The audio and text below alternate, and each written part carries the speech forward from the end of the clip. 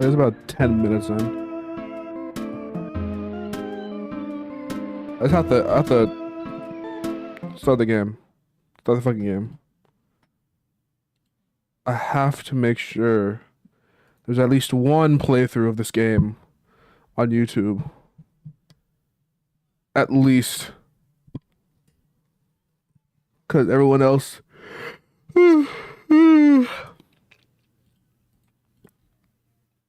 Everyone else talks about it. But no one else plays it, you know? No one plays the game. You know what I mean? You know what I mean? Like, you know? You know? You know what I mean? Yeah. Yeah. Anyway, we'll play the game. Oh shit, I have the fucking thing. Is it the thing? Okay, stop it. Did I save? Stop like what did Elena tell me to say? Oh, there's a password system. Yeah, fuck that.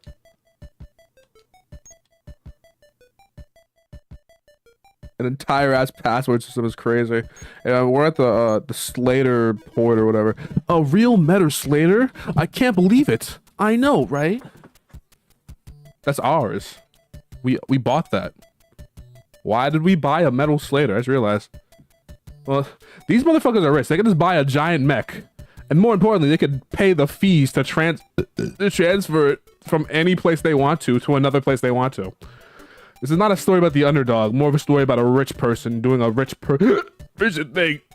Rich person doing rich people stuff. Which is fine. It's fine. But this thing is very funny.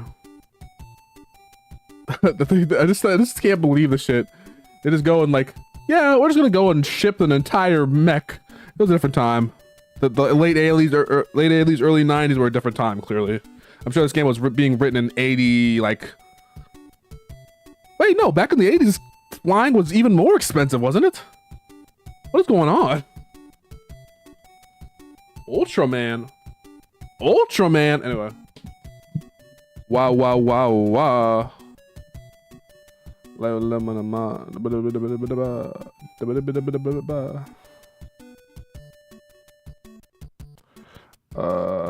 So like that. Okay. Let's start talking to characters. I gotta play this game because I'm just so curious about what it's comprised of, you know what I mean? What happens in it? What was it that we need to look for? You got the memory of a goldfish. We have to find some kind of ID number. I played this yesterday, I don't remember that. What was it we need to look for? My ID number. Our Metal Slater. Our glorious Metal Slater. You still don't remember where you saw the Slater, Asusa. Asusa. I'm sorry, Tadashi. Oh, I have to find the... Oh, I guess I just look at the... Yeah. The weird toilet cleaner smell in it. Alright, I'm getting in. Time to lock in. I love this way this game looks. I'm going to sit it upright. Tell me if I'm about to hit a wall or something. Okay. You got it. How are you allowed to do this inside the cockpit? Easy does it. Good job, Tadashi. So, what now? It actually smells pretty good in here. Why did Gen say it smelled like toilet cleaner? I can't really smell anything. Yeah, this game looks amazing for the NES. Or I guess the Famicom, which, you know, very distinct mapper chips. Any idea to find the idea number? Nope, not at all. The cockpit's pretty small though, so it can't be that hard to find. Can it? I don't know. What's wrong, Asusa? Wait, isn't it Azusa? Azusa, yeah. I feel weird, huh? Instrument panel. Oh my god, that's a lot of options. Well, I mean, it's 3, but yeah, that's a lot more than usual. They're really long too. Instrument panel? Something's written here. V-MH. That's all? Yeah. Whoa, find something? What have we here? Looks like some kind of disc. Could it be from the flight recorder? I like the kind of adventure games that have this like a selection screen. I don't know why, but the simplicity of just having like all your options, like it's not quite a point and click where you have let's say. Yeah, it's not quite a point and click where you just have to click everyone on the screen to find something, but also it's not quite a visual novel where you basically just like read a thing, like, you know, somewhere in between.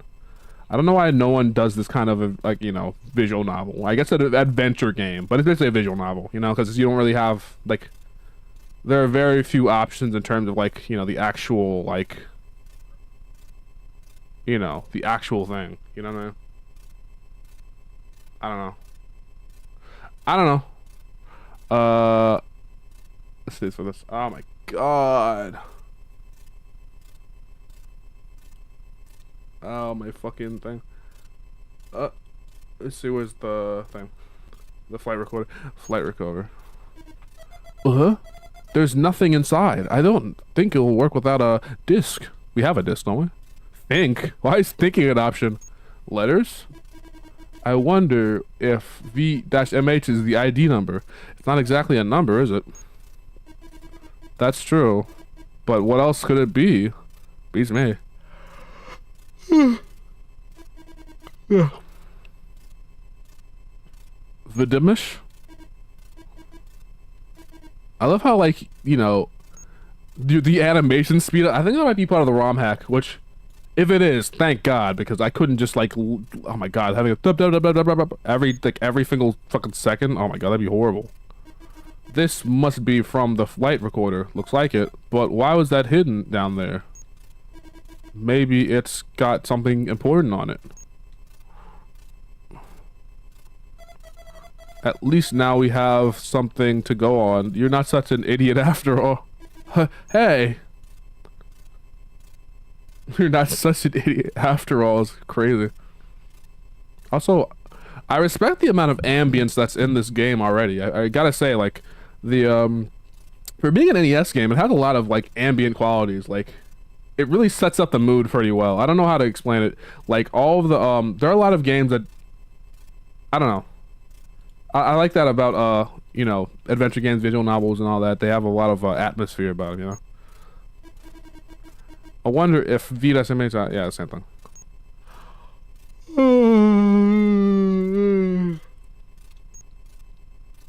I don't know why they have that, like, they don't let you see the options before you think. But anyway, yeah, I like the limited color palette also very much, like, you have 4 colors. You have the, dark blue, black, light blue, and, like, white. And the limited color palette really makes this scene look kind of dynamic. Reminds you like Game Boy, but like looks cooler. This is gray in here too, but yeah. But yeah. Let's go. Let's get out. So what else is to look at? The Slater. This Slater really fought in a war 8 years ago. Hard to believe, isn't it? Not really. It's pretty easy to believe. Apartment complex. I find it quite simple. The stairs must lead to the upper levels. No elevator, huh? Again, such a cheapskate. Go. Gates. Let's go up first. Let's head up. Hey, it's pretty nice in here. So there's a floor above this one? I guess so. The door in front leads to a cabin. There's a bathroom in the back. Great, I've been dying for a shower since we landed. Maybe I'll sneak a peek while you take one. Pervert. Ah, geez, the 80s. I don't like the buzzing sound, though. I mean, it is ambience, but I don't know. I can't wait until I get the music back. I think the music's pretty good. Door in the front leads to a cabin. There's a bathroom in the back. Yeah, I get it. She's very Bulma. She's very Bulma inspired. Although Bulma was weird. Hangar. So let me see. Let's head back to the hangar. What was I looking for? I'm looking for like an ID number or something. I don't know. The subfloor? Oh, I guess that counts as subfloor. Let's go back to the gate. Oh yeah, there's no way. I guess we could go back to the station bay. Let's head back to the station bay. We need to find someone who could tell us who the hot pilot was. Tadashi, can I stay here? Why? I want to look at the stars some more. I feel like that's a bad idea. I feel like it's a bad idea. I have to do another playthrough of the game.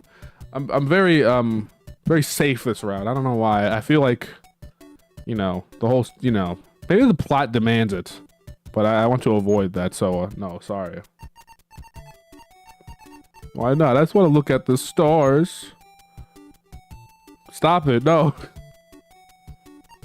I won't get into any trouble. I promise. It's just gonna keep going.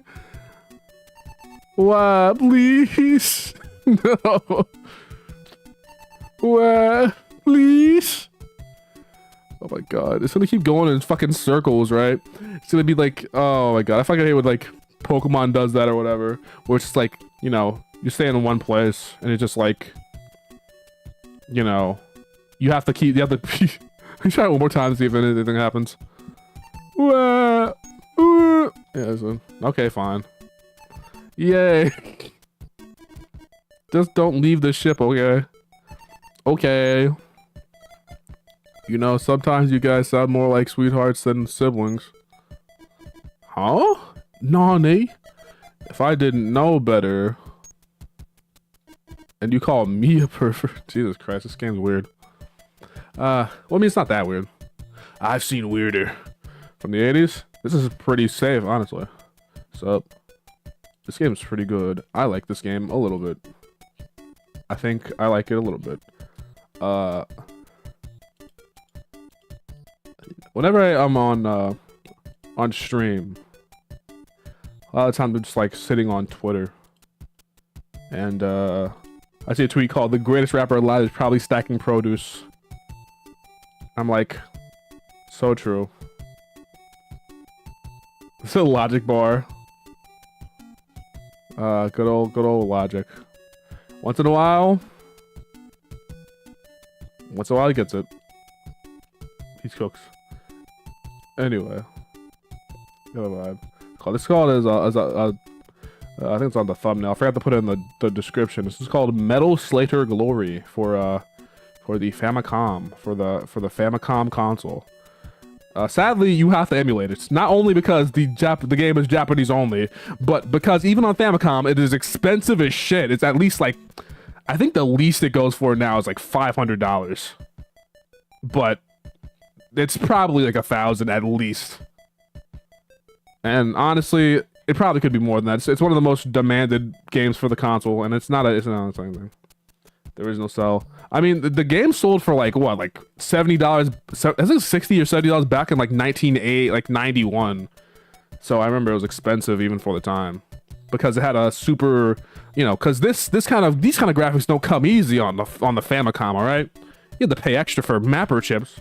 So basically, I had a term of print run of copies. I want to say like, well, it said it's undersold, but I want to say it couldn't have been more than like 20,000. Maybe 30,000, especially back then. I remember this game sold like horribly. That's the whole reason that like HAL Laboratories went bankrupt, and then they had to get sold by you know, Nintendo other thing. Look at the colors. Yeah, the colors. I mean, the NES only had a color limit of like, I don't know, maybe like 5 color on screen at once. But yeah. Where should we go check out the records? I'm sure this place has a data room. Yeah, well, basically we're trying to, you know, find, information about this giant Gundam, or whatever, called the Slater. Metal Slater. Say the Famicom's not cool. I mean, relatively. The Famicom technically survived until, like, 1994. But essentially, after like 1990, it was basically like the you know, it was winding down. I think 91 is probably like the last year they had any like, huge selling games because that's when the Super Famicom came out. So essentially, this is probably like the last hurrah for it in terms of technical power and specifications. I mean, Kirby's Adventure came out in '93, but and, you know, which is kind of weird that it actually was that popular because, you know, Kirby became a franchise. It's so weird that Kirby was always the harbinger of death for a console until like the Wii era. It's kind of funny. Let's go look. This place looks like the place. This looks like the place. Oh yeah, there's gonna be a Elena. Let's see, Elena. What is it? Nothing. You're staring at my butt, weren't you? No. Well, maybe. God, this. If I write a visual novel, it'll probably be exactly like this. Actually, never mind. I can't say shit. There's a woman who's at the counter. You're correct. Elena. That lady at the counter should be able to help us. Yeah. I think he would respond, yeah. I was like, yeah, that's so real. He's so real for that. Excuse me. Hello, how may I help you? Look, face? Is there a problem, sir? Huh? Oh, sorry. Sorry, your face is too oh my god. Not bad. Can I help you? Yeah, I think Elena has a nicer figure. Oh, bro. Oh, brother. Tadashi, stop leering at her, you weirdo. Why do you say that loud? Why do you call him out like that? It is 80s to tell you. That's super 80s. Famicom games are really pushing technical capabilities. Yeah, I mean, like, honestly, to this day, I mean, I don't think anyone pushed the console as hard as the late Famicom era with some people. I think maybe, I mean, just because you gotta remember, the Famicom was like basically 70s hardware, advanced 70s hardware, economic 80s hardware, and it lasted until the mid 90s. Pretty sure the last Famicom game was released around the same time as like Final Fantasy VI. So that should just give you a timeline. It's insane. What's your name? My name? It's Petro. Pedro.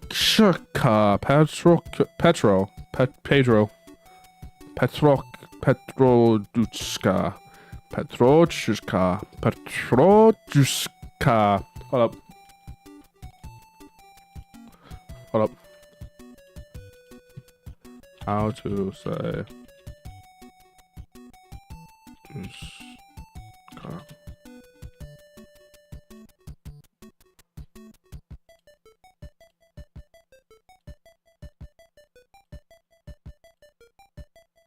Petrushka.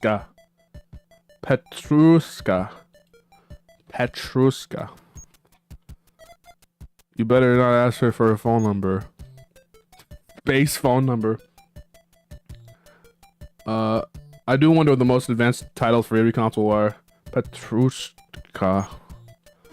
What's your name? My name is Petrushka. You can ask someone's name without being jealous. Jesus. We need some information on the pilot of a certain Metal Slater. I see. If you know the unit or ID number, I should be able to help. This is so reminding me of my work. Oh, fuck. Was I supposed to write that down? Oh, I forgot about that. Okay. Oh, yeah, I forgot this is an 1980s adventure game. All right. Metal Slater Glory walk through. I'm not gonna remember this shit. I'm too busy vibing. Oh, game facts. Oh my god. Save me, game facts. Save me. Oh,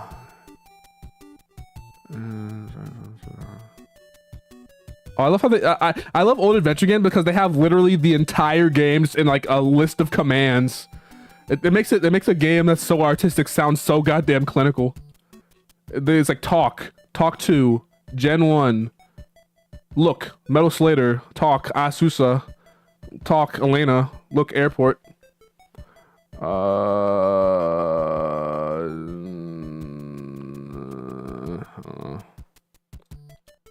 yeah, that could be playing the director's cut, but why would I play the director's cut? Also, by the way, the director's cut is not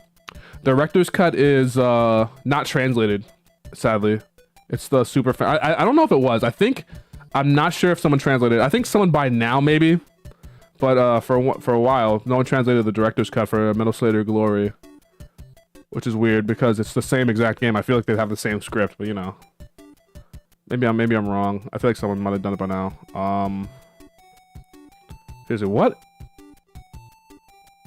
See, Charmy, Metal Slater, data room. Oh yeah, V-MH.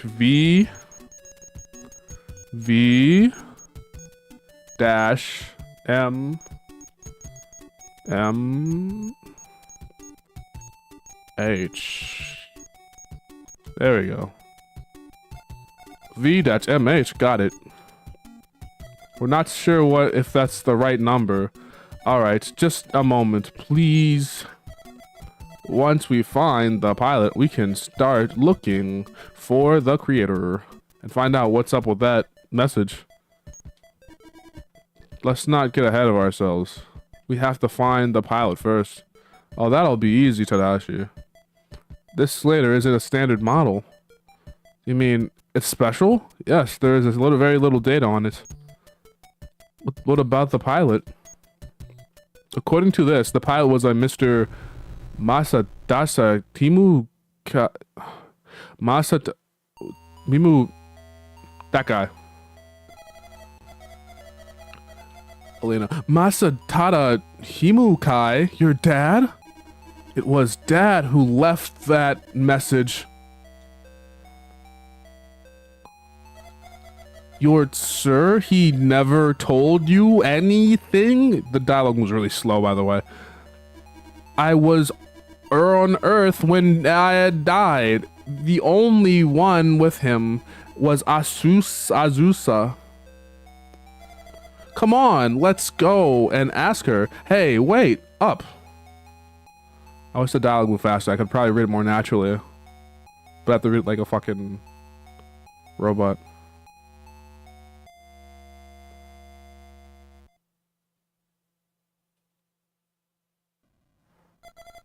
Hey, Azusa, where is she? Oh, brother. I hope she hasn't wandered off somewhere. Oh, jeez. Azusa. Azusa. Yeah, she's inside. You're probably right. I feel like staying inside of the giant fucking spaceship actually is probably the worst idea than staying inside the stable colony ship. So I don't know. I'm just saying. I don't know. I'm just saying. Ooh, no, no, no, no, no, no, no, no, no, no, no, no, no.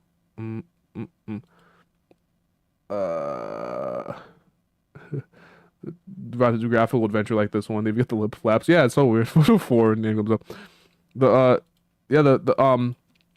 My favorite game is Snatcher. I really love this kind of graphical adventure games. They don't make that many of these. They don't even if I look back at the genre, I have to look like very specifically because the graphical, I don't know. I guess it probably is just like early adventure games, like text adventure games or like I don't know, because a lot of them, I don't know, it's harder to find because point and clicks are a genre that's named, right?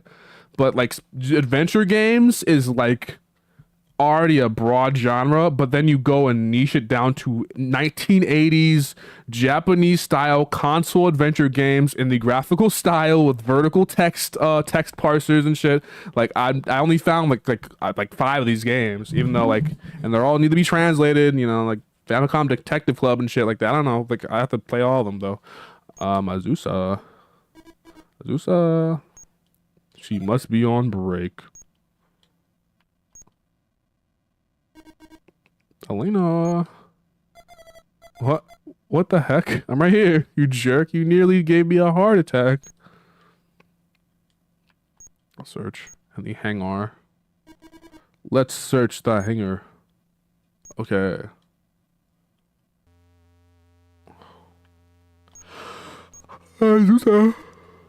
Alex, she's here.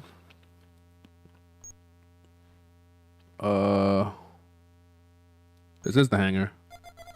She's not here. Where could she have gone? Let's go and check the subfloor. Right. Azusa, not here either. Now you can make a game like this. Now it's probably easier than before. I literally asked the I DM'd the developer of I DM'd the developer of fucking Renpai and asked this, and I mentioned something like what was it called? You know, that's too far back to look up right now. I have so many goddamn DMs. Hold up. Maybe it's like Renpai. Renpai Tom. Image maps. Yes, image maps. I guess. Sure. I don't know. We got an Ava look going on. Well, clearly Ava was influenced by Metal Slayer Glory for Famicom. Let's look somewhere else. No, I don't know why she didn't. Wait, Azusa. Let's search in the showers together. The main floor. She must be on the main floor. Azusa, you here? I do it twice. Azusa, where are you? That you, Tadashi? Oh, you had to go twice. I fucking hate sometimes. But I mean, you know, I don't know. I'm used to it by now. Thank goodness. That little tiny sprite with like 3, you can barely tell it's her.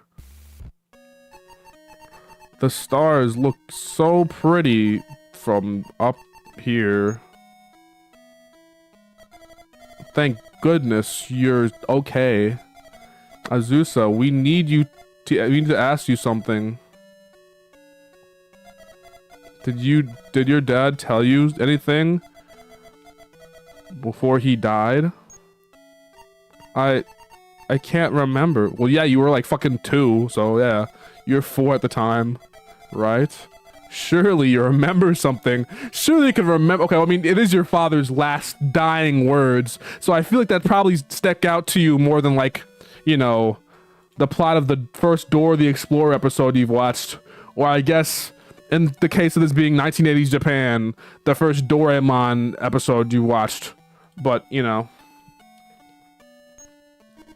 Go into the shower without me type ass. Bro, Lena, what? That's enough. Did Azusa lose her memory? Not exactly. It's more like she suppressed it. Like, that's traumatic. Very traumatic. What?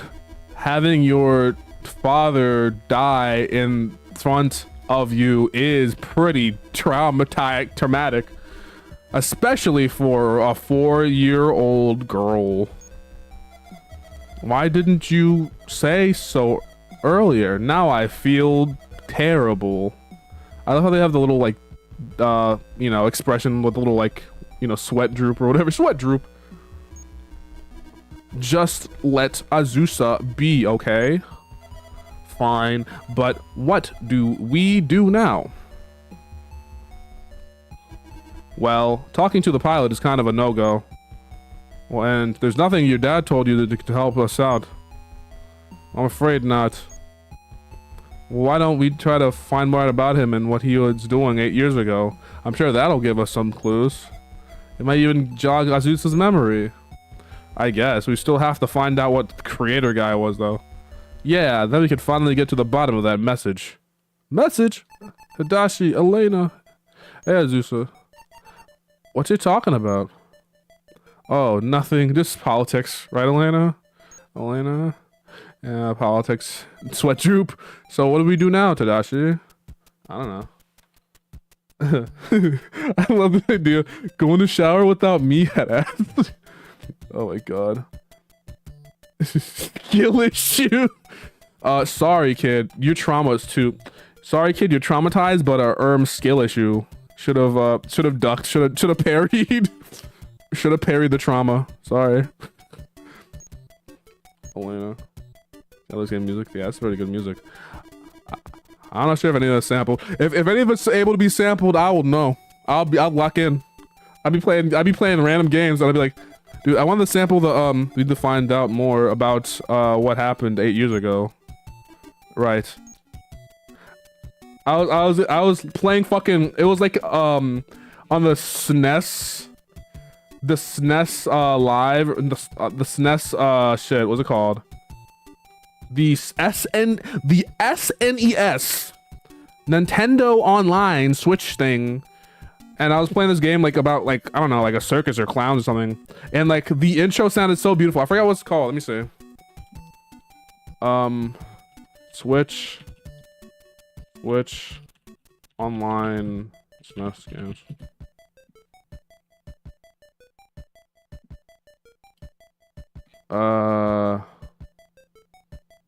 That's not all of them. You haven't updated.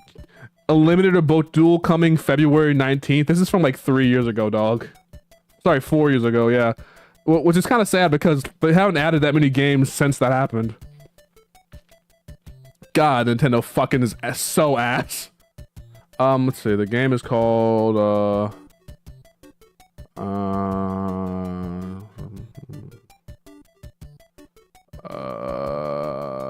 Bomboozle. No, that's the wrong one. Claymates. There it is. Okay, so Claymates, right? And it reminded me of this, so this is good because I really want to sample that. So Claymates, right? And then the OST for Claymates. It's a very weird game, by the way. But the fucking intro to Claymates. Okay, listen to this.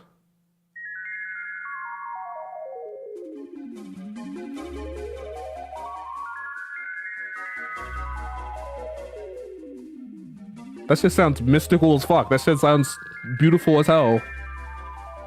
Ooh, ooh, ooh, ooh, ooh. Damn. And then it goes to like...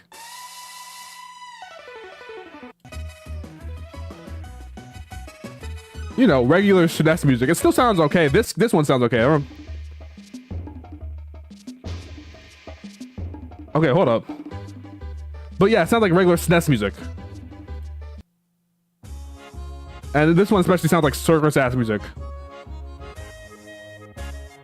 Pirate song. But yeah, that first one, beautiful. Mwah. Mystical as hell. Beautiful as shit. Hey, ooh, ah, hey. Yeah, I love that song. This is great. It's really funky. That sounds like fucking good shit. Yeah. Here, I'll let you put that in chat to share with everyone here. Everyone needs to know the glory of the fucking Claymates soundtrack, I guess. How could we live without the Claymates soundtrack? But only the first track. The rest of it's kind of okay, I guess. But the first track is beautiful. Oh man. Oh boy. Oh boy, oh boy. Yeah. I fight for my friends type shit. And wait, hold up.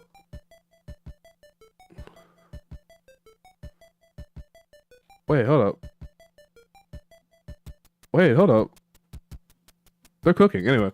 But yeah, samples in the chat. If you're not sample this because I will. Why don't we all sample that? And we all could have the beats of a lifetime with that weird ass Claymates OST. Hey, don't say I never put you on, alright? Anyway, let's go to the station bay. Okay, let's head back to the station bay.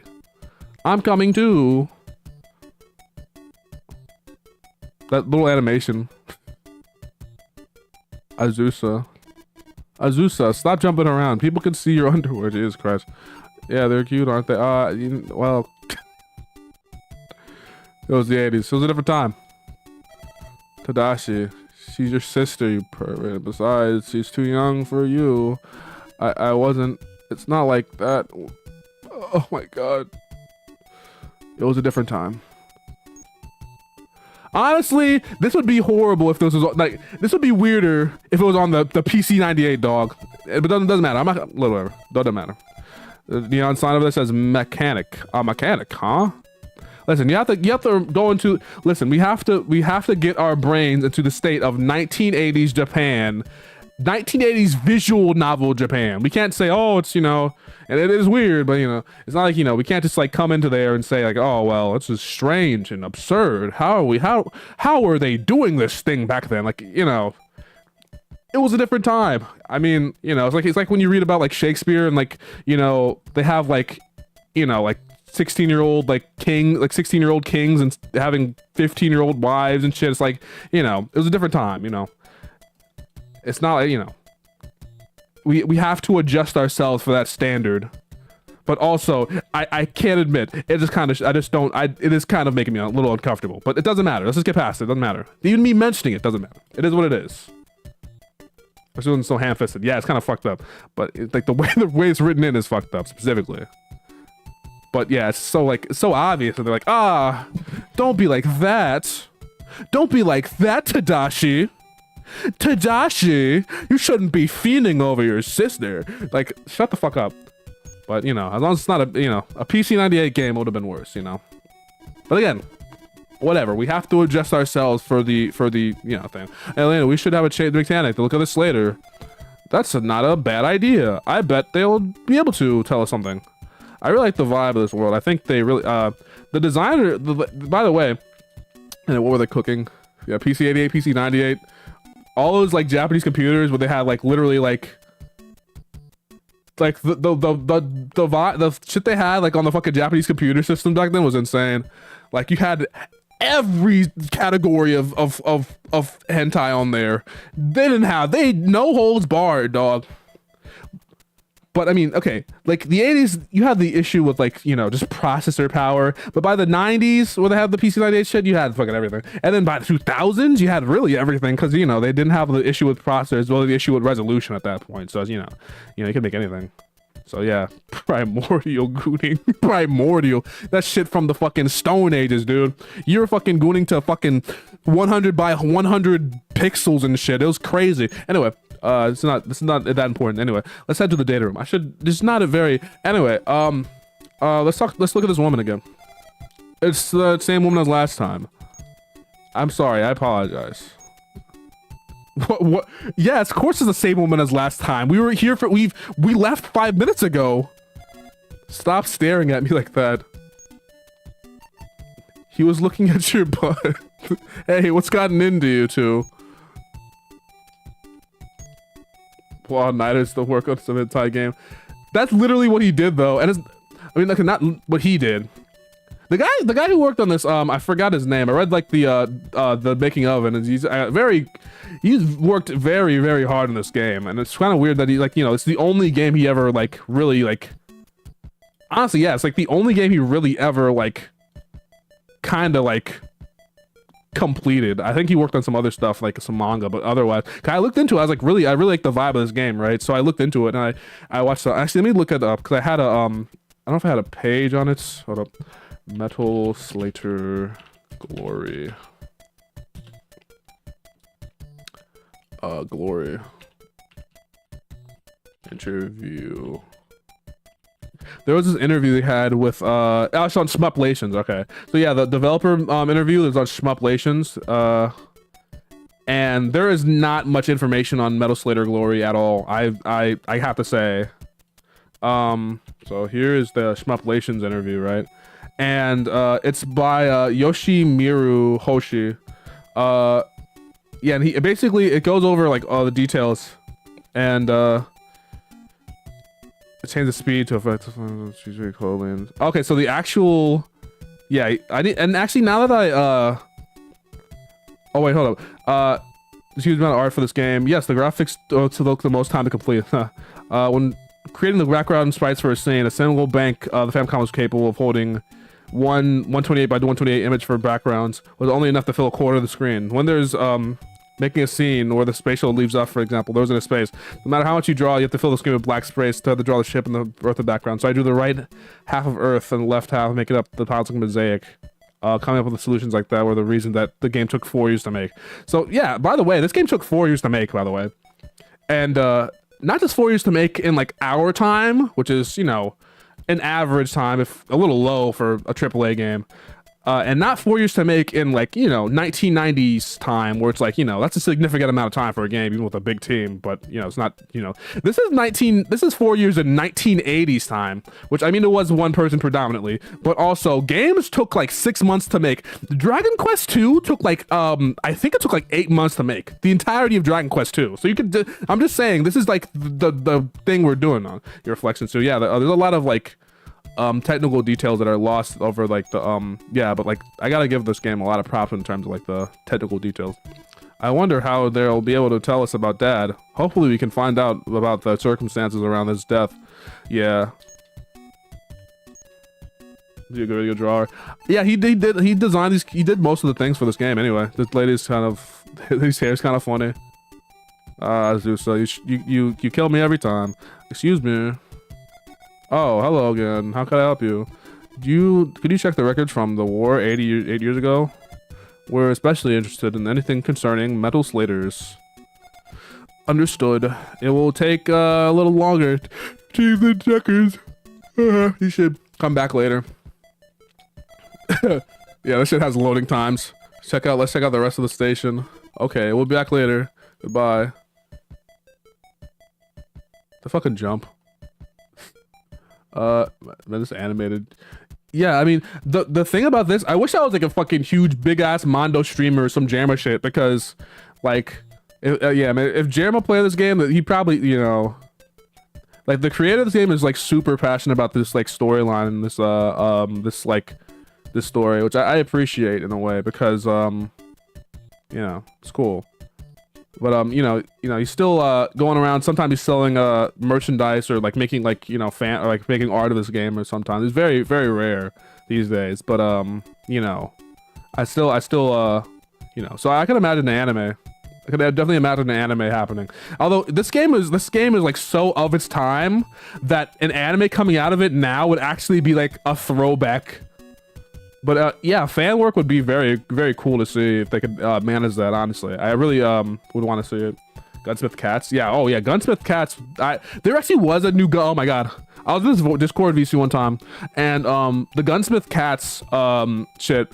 Like we watched Gunsmith Cats, right? And we watched Riding Bean one time. And I love Gunsmith Cats. I watched like all 3 episodes. I love it. I love Rally specifically. She's cool. I want to make a character like her. I should remember that for later, actually. And basically, there was a sequel, but it was like a 3-minute long weird fan service scene or something. And it was like 8 minutes long, and it was like mostly credit sequence. It was the most disappointing thing I've ever seen in my life. Ever. Not even close. Bar none. I was so hyped for more Gunsmith Cats, and I've never been. I was less disappointed by Boruto, because at least Boruto gave me like answers, which are very fan fiction-y, but answers for characters that I was beloved.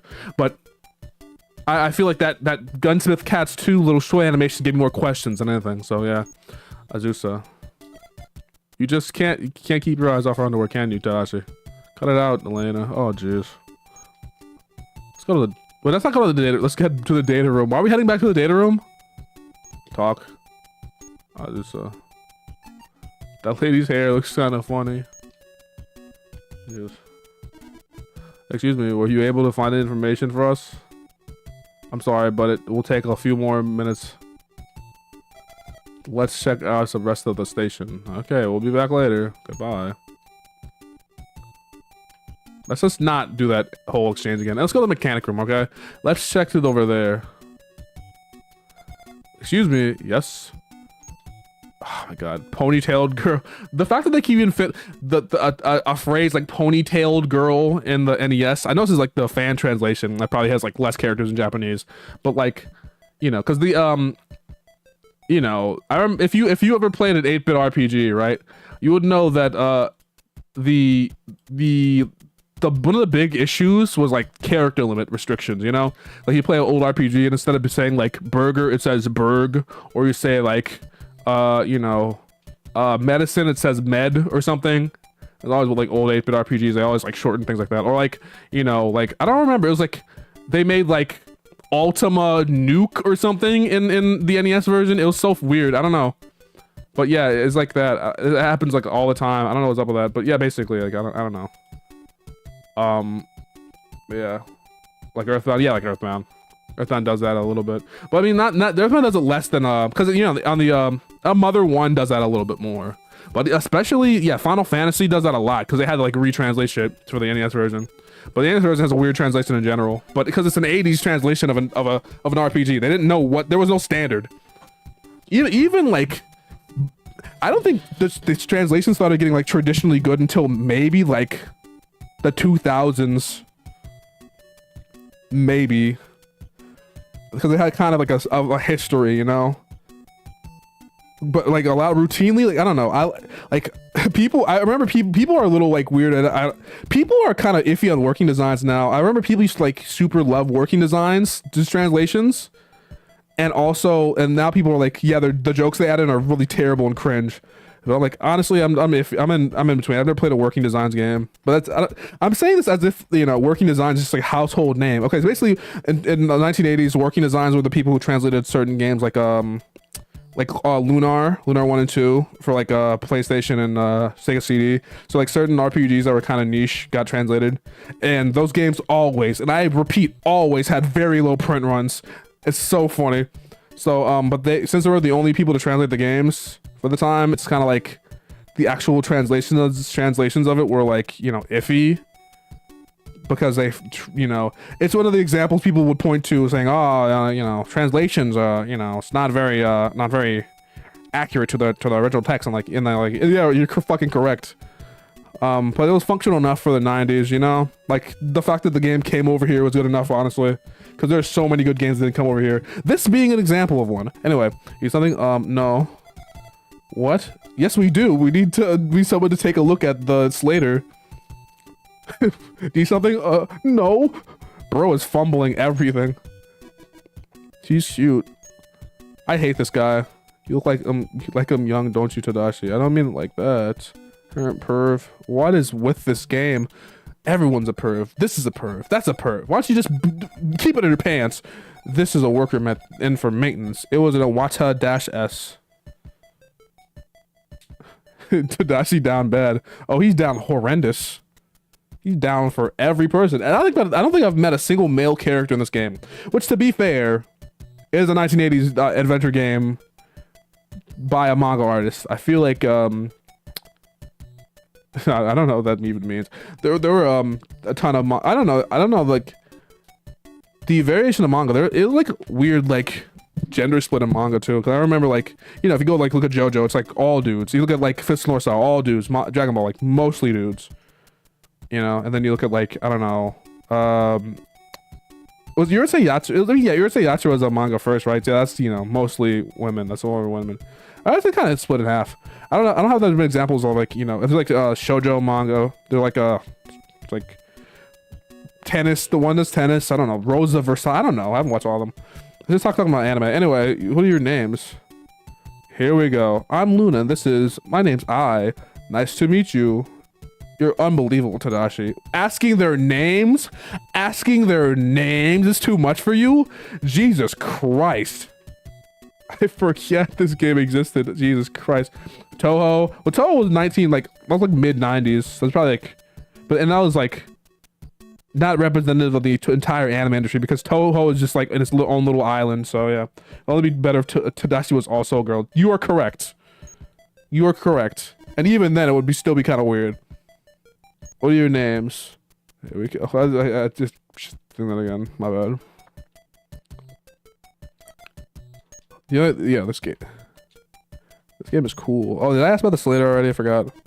Listen, there's something we need like to take you take a look at. Here, what is it? A metal Slater. Huh? A Slater? We thought you could tell us anything about it. I'm afraid I don't know much about Slaters. She can help you, but he's out right now. I'm close when it comes to Slaters. Me too. I don't know anything. Are you in a hurry? Not really. In that case, go up to see if you can find Shin. Okay. Oh, yeah, I forgot. Who's the dude? The dude who was at on Earth was a dude. So that's pretty cool. I'm sure they'll be able to tell something useful. Let's hope so. This might be it'll take a while. So you can tell should come back later. Oh, okay. See you later. Bye. No, I'm not gonna here. Alright, let's go to the mech room. I mean, the data room. Let's try it again. To the data room. Talk. Is it fucking done? I know your hard drives are slow because it's the 1980s, but it's also the future, but also your shit's taking longer than a fucking... Are you running fucking Windows 11? What's going on? Are you running Windows fucking Vista? The station supervisor requested you speak directly with him regarding your inquiry. Is that alright? I don't... Tadashi, you worry too much. Of course we'll meet him. Yeah. Get over yourself. I love when the giant lip flaps like... I don't think that's what you think it means when you get over yourself. This way, please.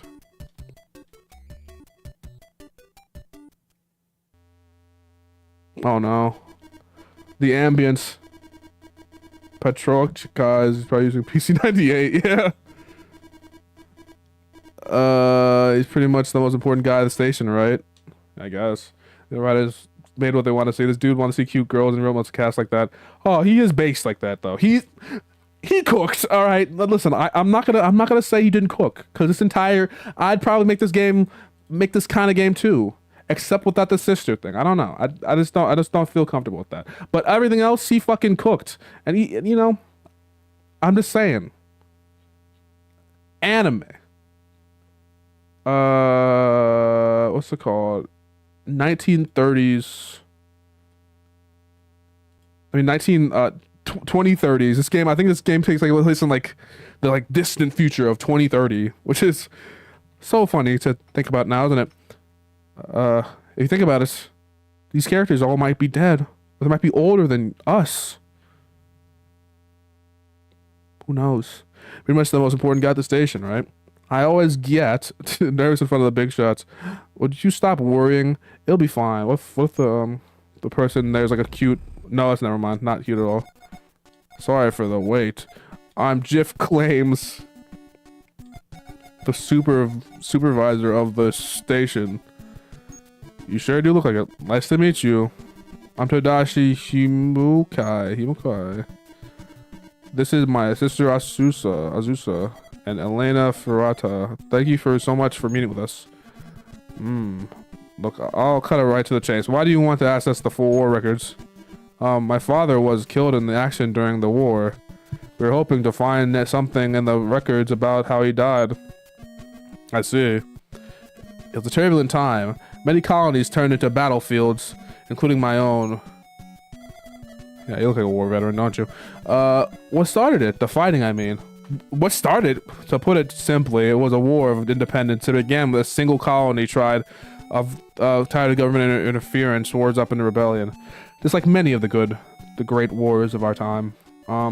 GIF, like the file format, we're not having that. I'm ignoring that. This soon escalated into all-out war. All-out war. Although realistically, the colonists never stood a chance.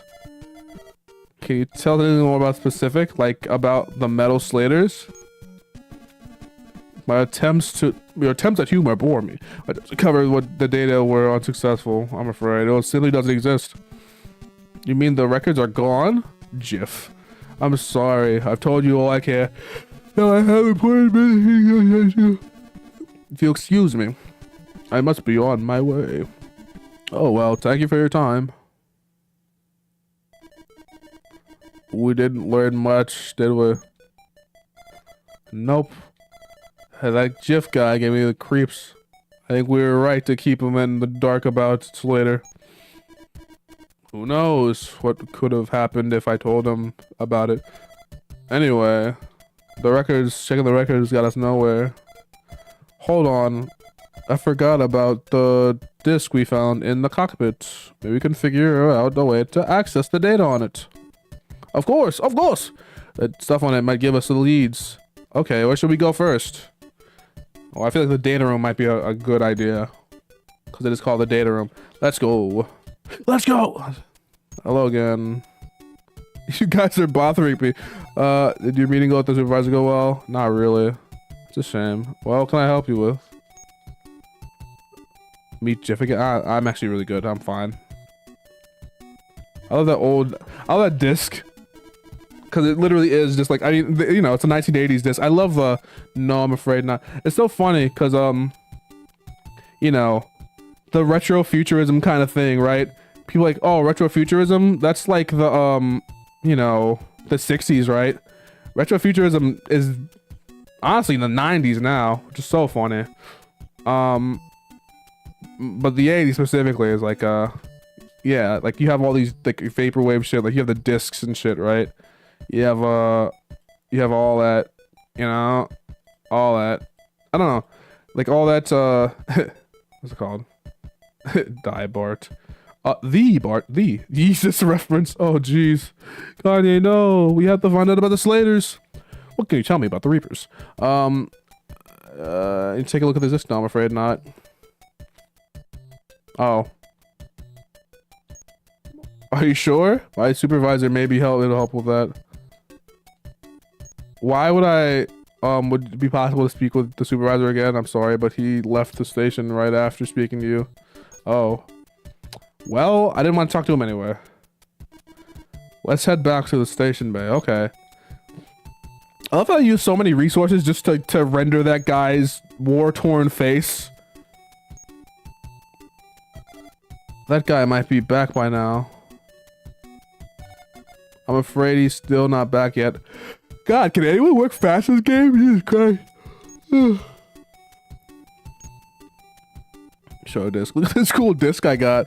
Could we take a look at this disc? It looks like it's from a flight recorder. Probably military.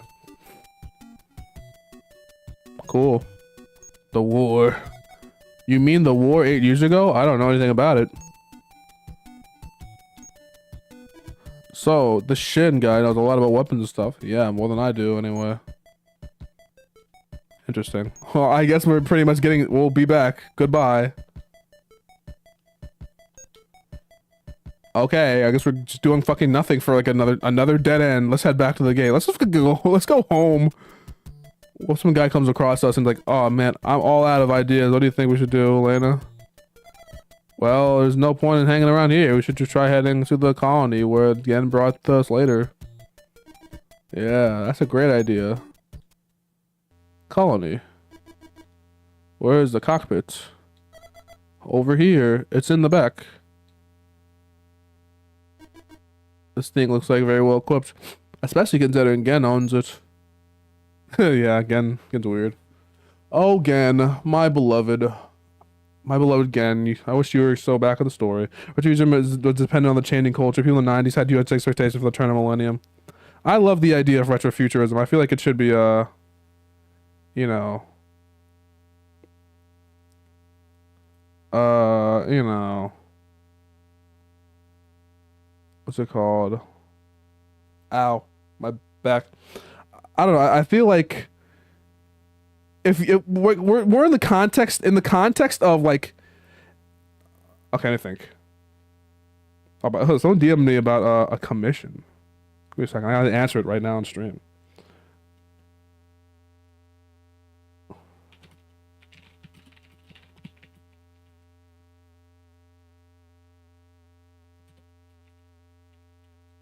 Okay, yeah. Someone, what commission? No, it's a secret. Shh, the secrets. But I'll just say it's for the funny animal show. Funny animal show, like everything else in my life is. And I'll say that it costs about as much as a grocery run. So I hope it's good, but it will be good because this artist I'm commissioning is very talented. But I won't say anything more. Won't say anything more. But we'll see. There's nothing more exciting than getting a commission. That's what, you know. When I could have bought a Nintendo Switch with all the money I spent on commissions, but I already have a Nintendo Switch, and I'm not buying another fucking video game console for the rest of my life. I think the Steam Deck is probably the last place I'm going. If there's another Steam Deck, the Steam Deck 2.0 with like 50 billion processing power or some shit, then maybe I might buy it. Or if there's like the Nintendo Switch 2 where it has the best game of all time, Mother 3 on it, then okay. then I might. Oh, yeah, they're cooking. They're cooking. Oh, they're cooking. I think they're cooking. Ooh, they're cooking. They sent that in. They sent that in. They're cooking. It was like the last significant console. Yeah, legitimately, I can't imagine that there's gonna be another console that's gonna be as good as the Nintendo Switch. Or as like, you know, as revered, or as, you know, what's not revered, as like, I don't know. Anyway, but I'm looking, sorry, look at the commission. Oh, this is cool. Oh, they're cooking. They're cooking. They're cooking. They're cooking. Yeah. See, okay, let me tell you. I want to buy a Wii U with Sonic Lost World and Nintendo Land. We can buy Sonic Lost World on Steam, on a Steam, or like, you know, or maybe the emulator or whatever. I guess I don't know if I can emulate it at this point. But Nintendo World, Nintendo Land, I do like Nintendo Land.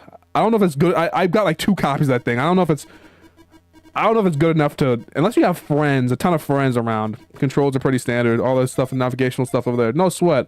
Again, no Class D ship. Let's look at the stars, okay? Zusa.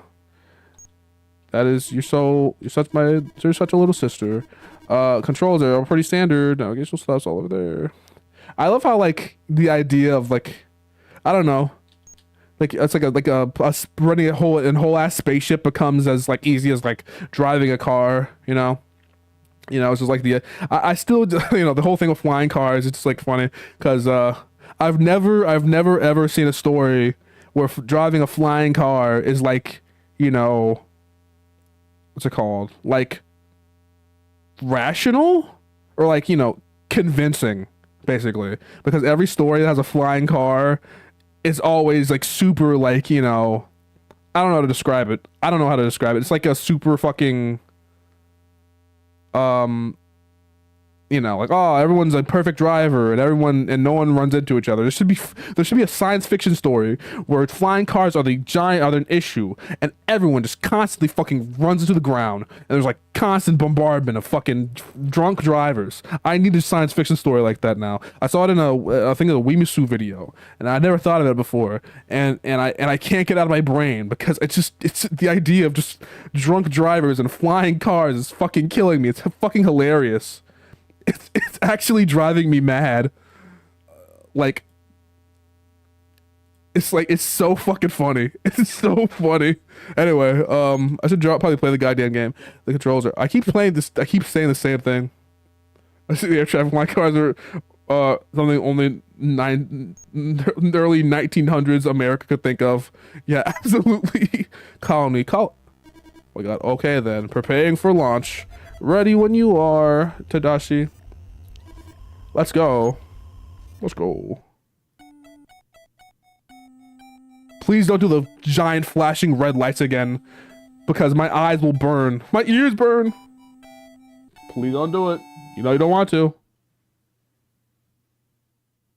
Okay, you're just gonna float away. Okay, cool. We still haven't found out much about the Slater, have we? Well, we know your dad was the pilot. The Slater also has letters VM-MH on it. Wait, are we in the Slater right now? This is flight drunk out of control. Drunk driving. I remember I used to have the drunk driving. there's a meme I had. Not a meme. There's like a there was a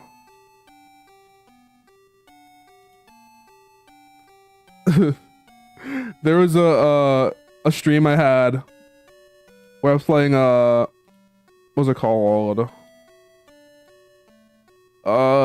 Racing Lagoon. I made a joke about drunk driving, and then I played the game like 4 years later, and then I made another joke about drunk driving. And I think both of those jokes were really bangers, that's the only part that I'd be sad about. That's I unlisted those videos, and I also lost those streams permanently because it's a stream from fucking God knows how far back. But they're still on my channel. They're hidden. They're listed. They'll never to return.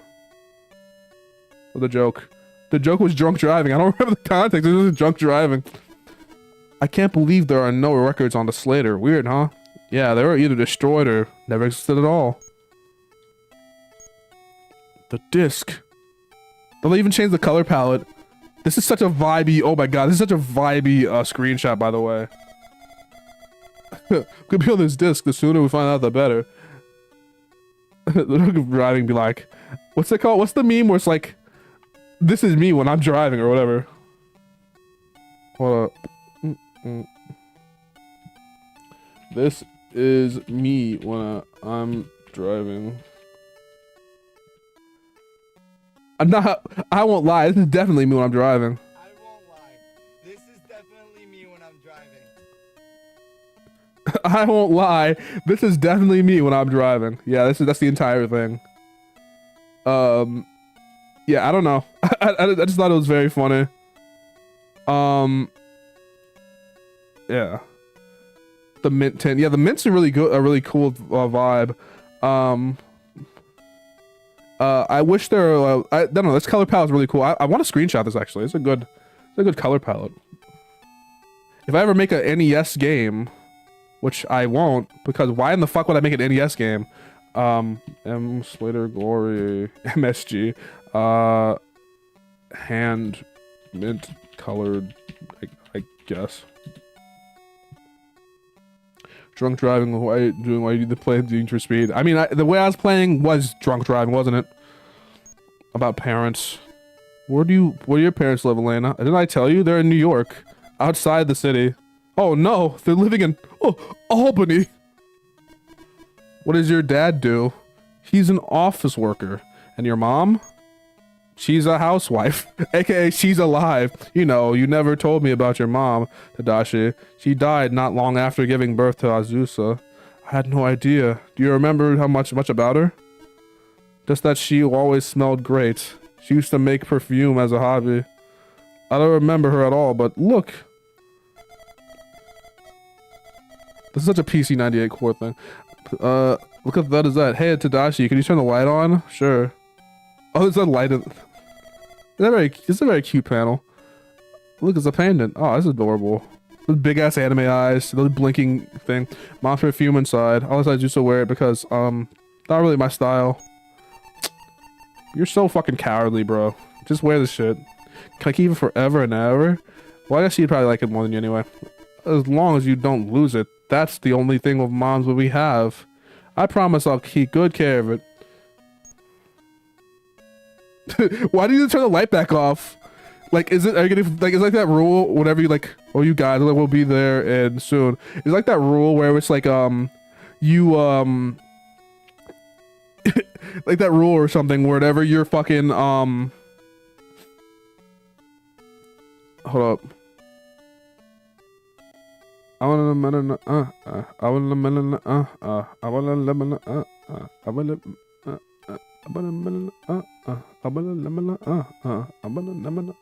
forgot what I was gonna say. Oh yeah, turn on the light while driving.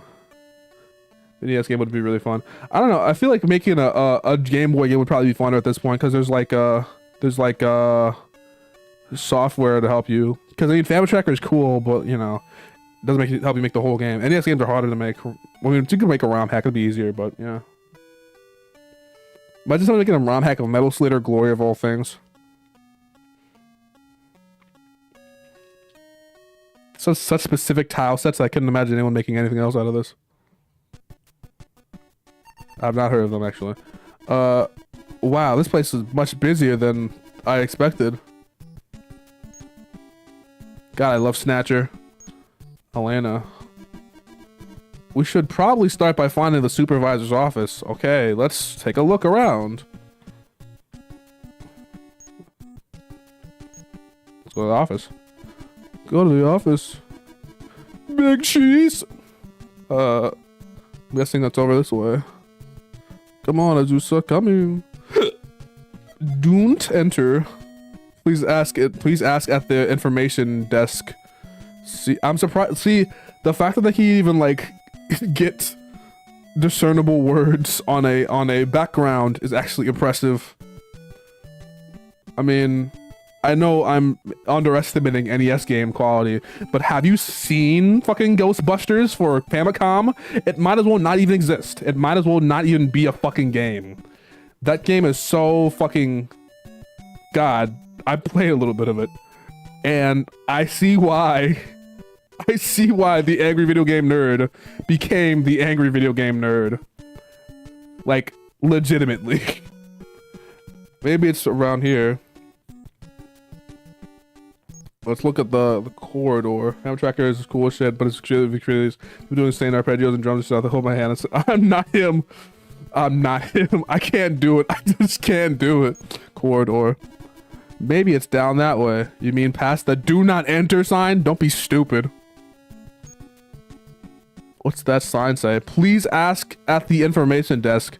I guess this is the place. Talk. I should say talk to the sign. That's the kind of shit they do in point and click adventure games. Are you okay? I don't like this place. Elena. Let's ask at the desk like the sign says. Do we have to? Can we just like not do that? Come on, guys. Look at room. This is an even cleaner room than Charmy's place. Don't say it. Don't say it. What a long face. She looks like a model. Don't forget that while we're here, lover boy. Do you say something? Yeesh. She looks like Sabrina. Not Williams. Sabrina, Pokemon trainer. I don't like this place. Can we leave? I feel like she's foreshadowing something. Let's see what we can find out, Tadashi. Excuse me. Yes, I'm looking for information on the conflict 8 years ago. You would probably have better luck at the orbital station. We were just there, but we couldn't find what we were looking for. I see. Then would it be best if you spoke directly with the supervisor? That'd be great. Thanks. Just a moment. So this supervisor is pretty much... Did she just pick up a phone? She's the most important person in the colony, right? That's exactly what you said last time. I guess it'll be okay. Of course, will. This way, please. Play Ghosts and Goblins. God, Ghosts and Goblins. That's harder than anything. Thank you, Sayoko. That'd be all. Yes, ma'am. So her name's Sayoko, huh? Sayoko. Hey, quit daydreaming. Hello, I am Silkeen Marcio, Silky. I can't even pronounce my name properly, so. There's a supervisor of Colony 35, Silkeen. What's wrong with you, Tadashi? Get us together. God, he's feeding for everybody. I'm Tadashi. Whatever. It's me. It's really hot in here. I'm Elena. Elena for This game would be better if Tadashi was a woman. You're right. And this is Tadashi's sister, Azusa. Charmed. And what do I owe this pleasure? Wouldn't be that much better, but it'd be slightly better. Not to say this game's bad. I'm very much enjoying my time. But also, I enjoy pretty much every visual novel that exists.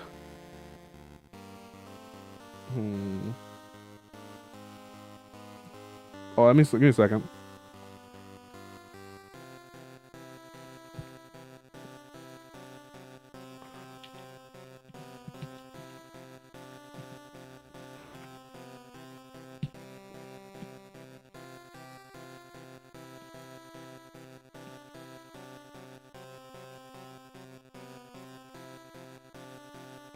Excuse me a second. I'm DMing somebody.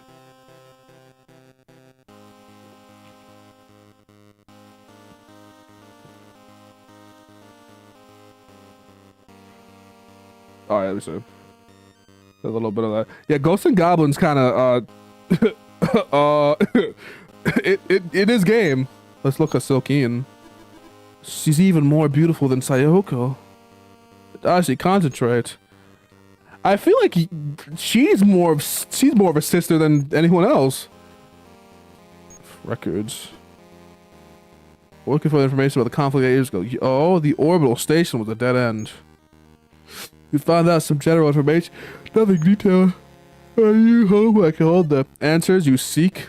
You speak weird. Age, Miss Silkian. How old are you? Tadashi, how rude. I'm 12. I forgot she's 12 actually. Oh, she was like 10. What do you do with your days off? Tadashi, it's rare that I have any days off. I see. I'll later see y'all. Bye. Bye-bye. The disc. Could you take a look at this? It appears to be military issue. You're correct. Can I show you the disc again, I guess? Could you help us find out what's on this? I think you'd be better off showing it to a specialist. Do you know a specialist? You're the fucking leader of this thing. Do you like know anybody? Can you call up a guy? And you... Just a great reminder, yeah. Enough already, huh? The guy's getting old. Anything you can tell us would help. I'm afraid that I can't tell you anything that you don't already know. What do you mean? Exactly what I said. Why are her eyes shining bright with the raging flame of 1,000 suns? Do you think she'd mind if I asked her measurements? Jesus Christ. Even if she didn't, I would. Why are you with him? I don't fuck with Tadashi heavy. I don't fuck with him at all. I love blondes. Oh my god, can you would. Could you help us find out what's on this? I think you'd better off you show this to special. Yeah, I know. I don't know what else to choose till you can find the specialist anymore. Are there more options? Where do I go? How do I help? Help me. Help. I'm stuck. There's no specialist to show it to. I'm stuck in an infinite loop. I'm gonna let's see, Zeus, mechanic. Game moves on automatically. I don't know who that is, so I gotta go back. I gotta go forward. What's weird? I hate like, hold up.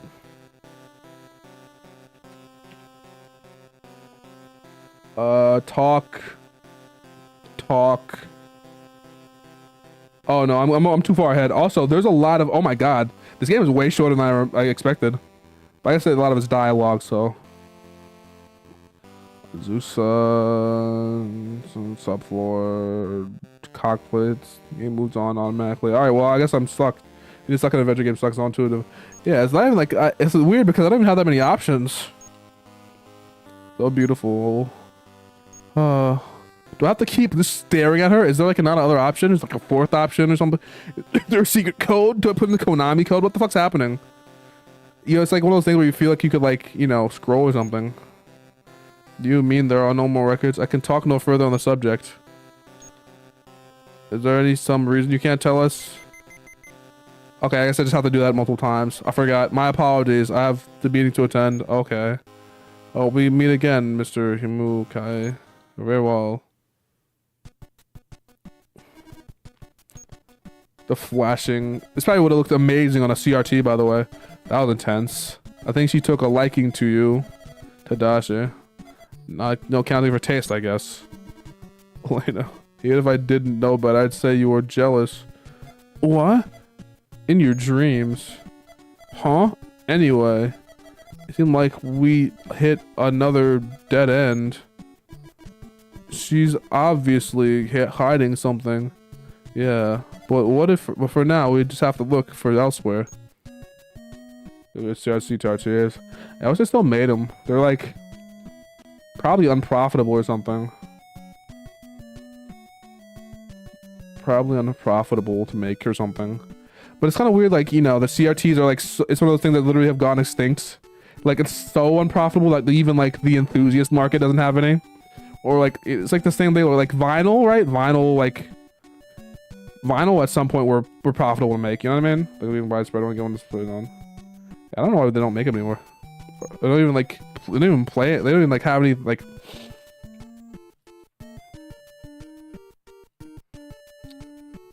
Office. Let's go talk to Valsine one more time. Let's talk to Elena about going back to the office. Where's Silkine? She's probably still in that meeting. Sokian. Your damn mind, Tadashi. Moonface. Alright, back to the ship. Come on, Azusa. Okay. They go all the way back to the thing again. So, what now? That mechanic might have turned up. Let's go back to the station. The rest? Okay, say Connor when you wake up.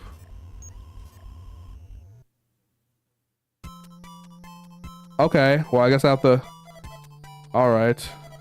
Rest up, Tadashi. Is one of the things we have to like reset the game? Actually, no, I'm good. Huh? You sure? Okay then, back to the cockpit. Yeah, I'm good. So, what now? The mechanic is still turned up. Let's go back to the station. Also, that's probably one of those things where it's like, you know, save, by the way. It's one of those things where, cathode ray tubes, analog, being analog gets over fluidity. Yeah, I mean, like, I think, what's it called? Because it's not a digital format, technically cathode ray tubes have, like, an infinite resolution or something. I don't know. I mean, of course, the games still have a limited resolution because it's of the nature of, like, software. But technically, I don't know. There's like, I remember there's like some weird like thing. I don't know.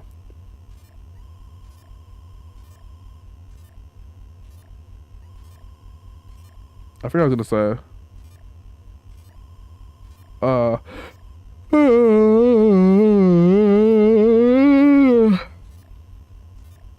Yeah. You ever play that one game that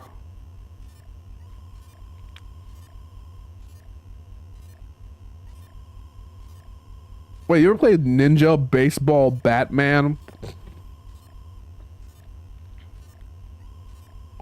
Ninja Baseball Batman. Yeah, good game, right? Ninja Baseball Batman. Why is the froggy chair in SpongeBob? I need to stop scrolling Twitter while I stream. But my brain said boring ass game, boring game, bro. Boring game.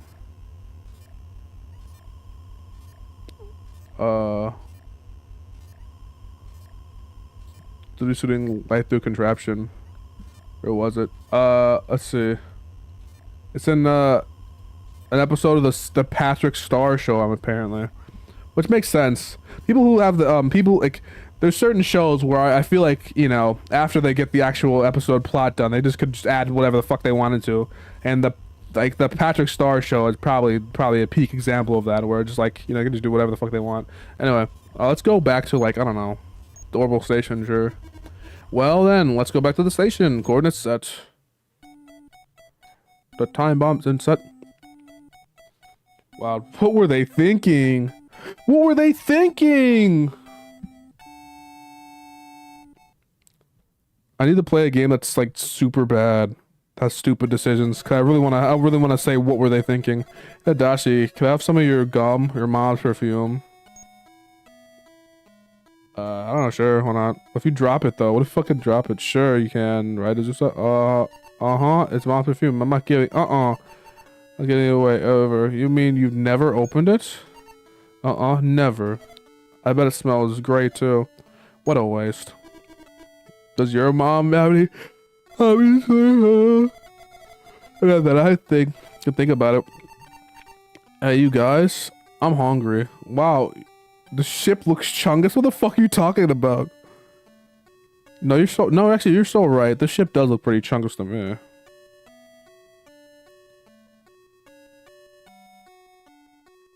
Yeah, no, it's just pretty chungus.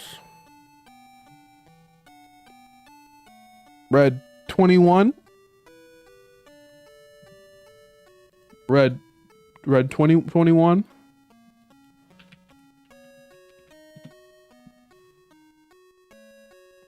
We take a look here. And it don't got red 21. in it. 21? What's 9 plus 10? 21? Thank God I don't got that in it. What's 9 plus 10? 21? Thank God I don't got that in it, man. 21? You stupid. No, I'm not. What's 9 plus 10?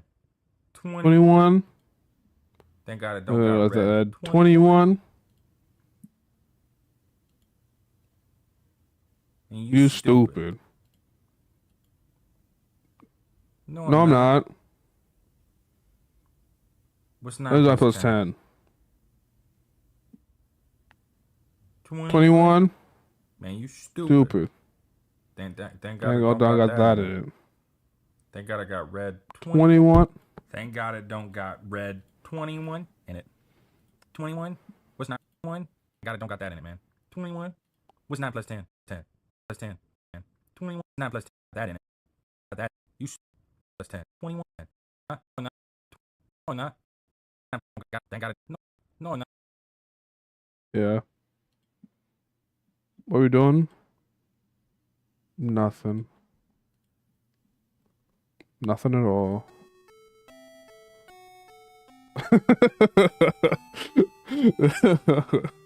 Yeah. Yeah. I'm fuck. It's just so this they found that the X-Men weren't in Marvel, the last Marvel vs. Capcom. MVCI has been out for years, dog. And then he's been canceled for years, dog. I'm hungry. Oh, McDonald's. Is there a food court in this giant ass space station? Imagine if they had built a giant ass space station and there's no food. They just had like, you know, they didn't have anything. You just have to starve until you get home. That'd be the type of shit. A food desert in space is insane. They would do that shit too. They'd be like, well, there's not enough resources in this food in this giant vacuum of space, so we can't build a Dollar General here. Well, let's go see the mechanic. We have food at home. Meanwhile, the food at home is 50 trillion miles away. Well, you're just gonna have to hold it. Hold my hunger? Yes. Elena. The mechanic is right over there. What are you waiting for? I don't know. I just want to talk to you. Give me a break. Okay, let's go. Finally. You're in luck. Shin just got back. Hey, Shin. What's up? Hi there. Ooh, he's cute.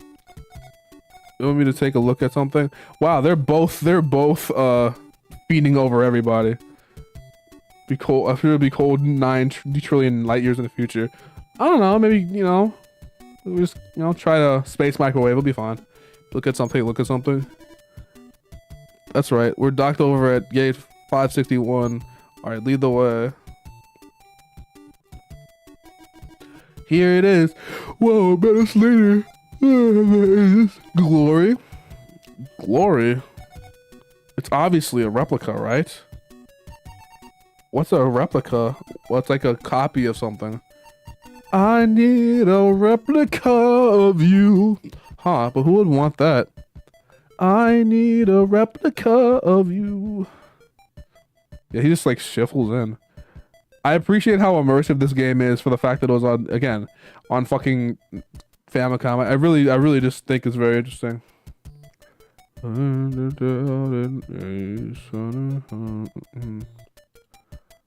Unknown, far from grace, replica replace.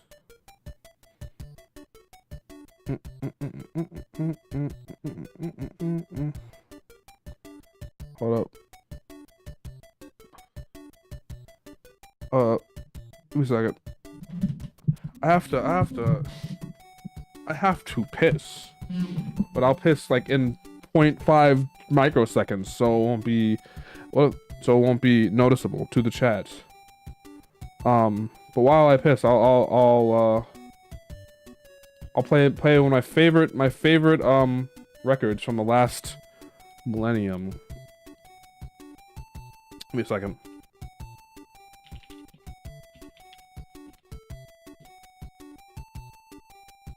It's gonna be all right.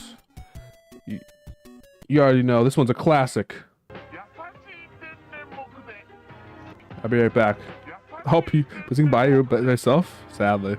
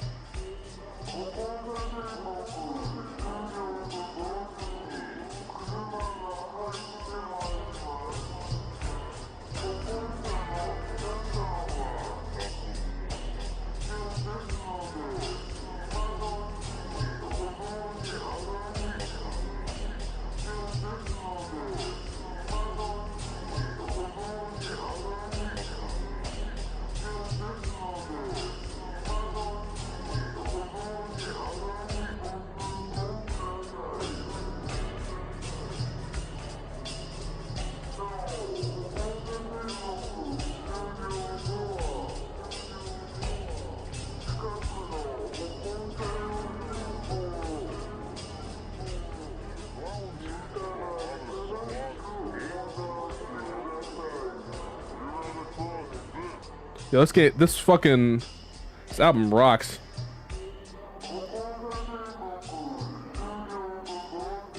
It actually does fit the aesthetic. Alright, this album fits the aesthetic pretty well. Pretty well. But I think I can think of a better one that fit the aesthetic even more well.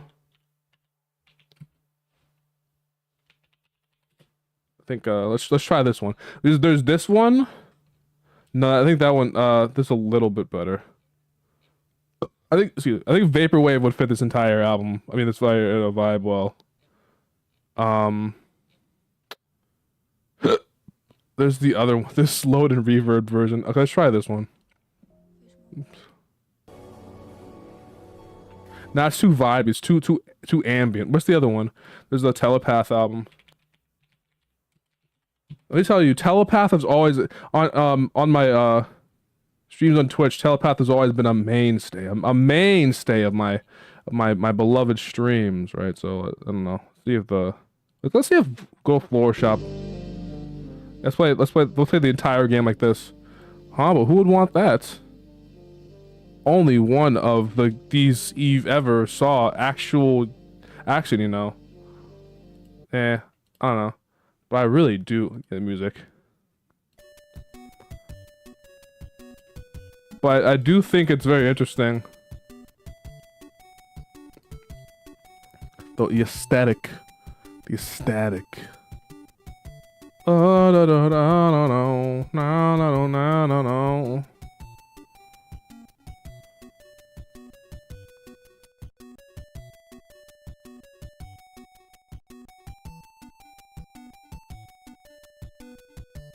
A country needs more blues lawyers. Oh, jeez. Honestly, if you're going to a guitar center for a guitar at this point, you're not buying that guitar. You're going there to play Smoke on the Water. One of these saw action, you know. We in the war 8 years ago. You mean? That was a prototype. So only one glory was ever made? Whatever happened to it after the war ended? Beats me. You mind if I take a look at the cockpit? Go for it. Bro's about the freak out. He's like, yo, this got the limited edition rims in this shit? No way, it smells funky in here. You think so? I gotta like it. Really? Smell aside, the detail on this replica is amazing. This guy seems to know what he's talking about. Let's ask some questions. This is like the Gundam. It's like the fucking Gundam mecha equivalent of finding a fucking Nintendo World Champions ship cartridges from your fucking your dad's attic or some shit. Like, bro, fucking got the jackpot. It's crazy. The people riding like that. Oh god. Who's smoking weed in the cockpit? I remember that shit. People like remember like that Slash music play shit. I was like, come on, dude. I'm like, look what they did to my boy. I can't say I was in the first generation of vaporwave. If I was, I'd be super cool right now. But I did my studying, all right. I fucking studied up, all right. I got my fucking vaporwave degree. It's in the fucking every vaporwave album that I could even fucking think of right now. If you got more, then I'll like them because I like vaporwave as a genre. But, and it's also very weird that vaporwave is a genre. I think the fact that genres even exist are kind of weird in themselves. What is a genre? What is ising? What is existing? What is being? Are we being? The fuck am I talking about? Anyway, let's go back. Okay. Ask. Oh god. Releasing future funk albums on YouTube recently. I want to make a future funk album. I hope one day I could make one. I want to rap on a future funk album. It'd be so fire. Can the Slater distinguish between pilots? Sort of. It's got a built-in scanner. Remember that whenever Carico Bonito's singer, what was it called? I forgot. Sarah Bonito was singing on a future funk album or future funk tape by Macross 80 something. I forgot. Built in sometime. By the way, I need to start selling out again because I got parking tickets I need to pay, and I should just be like selling the fuck out. Be like, yo, guys, donate to my. Oh, I should. You know, that's not even selling out at this point. This is at this point that's just funding me. Selling out would be like doing fucking drama videos. Guys, did you hear about the new Zoomer drama? Big Dick Express and Johnny Rotten number 2 are beefing, I guess. Could got more views with that Drake video. I'm still writing it. I'm trying to make it actually art, okay? The effort makes it art. It's a process. The Slater between pilots, sort of. It's got a built-in scanner. By the way, if you happen to stumble upon the stream and you're like a fan of Metal Slater Glory for some reason, I apologize. I am not locking into this game. I'm pretty much, but honestly, I probably would have never played this game independent of me streaming it because I wanted to play it for a while and I never got to it, and I just randomly remembered it when I was remembering games to play. I was like, oh man, I should play more Knuckle Sandwich, but no, I was like, nah, let me play this game because I need to play it at some point. So yeah. It's by no means a perfect, though it's possible that the fool the scanner, I guess. For example, probably couldn't tell which 12 twins apart. I see. About you. Have you always worked on the station? Nope, I just started. Just before I worked on the colonies. So that girl with the ponytail, your girlfriend? Nah, those two girls are more like sisters. I see. Something wrong, Elena? Nothing. Oh. One on the second channel. Oh. Really? Oh, yeah, I forgot the second channel video. That was just a ramble. That wasn't even scripted. That was a ramble. I literally that was, you know, I don't post unscripted videos on the main channel anymore unless they're really, really good. They gotta be really good. Really, really good. But they're not, because they're rambling. Yeah. Do you know the Muffin Man who created Glory? Designer? Afraid not. But 8 years ago, most of the Slaters come from ISDC on the moon. The moon? Is the company still there? Should call them Yap videos. That's pretty funny. That'd be funny up in the company. Now they shut down and divided the production between the colonies. So like them. I still find it very funny that the second channel is consistently getting as many, if not more, views than the main channel. But you know, that's what happens whenever you piss off the algorithm on your main channel and you know, have a kind of clean slate on the second one. Despite, irrespective of the amount of subscribers each one gets. That doesn't really matter. I suck. What? Remember that one, the one AVGN video? You know? ISTC? I see you, huh? Nah, they shut down the video while they outsourced it. Even back then, that was a problem. Wow. I found the letters V, that's MH on the panel. You know what they mean? Could be a serial number or something. Production code. There aren't any numbers in it. First letter is the designer or manufacturer's mark. It's normally followed by a string of numbers. For prototypes, they'll often use the pilot's initials instead. So that would be MH, of course. That explains it, sure does. About Silkeen. Do you know the supervisor of Colony 35? Oh, you mean Silkeen? Yeah, I met her once. She's a looker. That's so too. Yeah, who wouldn't? I got a thing for blondes. Men. Womp, womp, womp, womp. That just happened. Doo-doo-doo-doo. Doo-doo-doo-doo. She looks at me like a Pisces. Anyway. The other disc. Oh, I love that fucking sprite. They keep pulling up. I love that sprite. Take a look at this disc. Actually, shut up. Military issue, right? Any idea how to access what's on it? Depends on the type of data. It could be program data or audio recording. Audio? Yeah, normal audio discs aren't compatible with military hardware. I love how, like...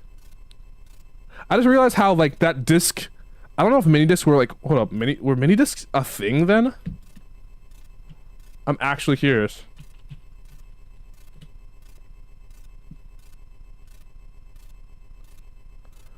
Minidisc came out like literally the year this game was released, but also it was released. The minidisc design were like, I think it was actually 1 year after this game was released. But this game was being designed since like 1980 fucking like 7. So I guess they kind of like had the, I don't know if it's somewhere in between the science fiction design, like, you know, compact disc, and also kind of actually giving minidisc the thing. But this is literally how minidisc looks. So I think it's very interesting.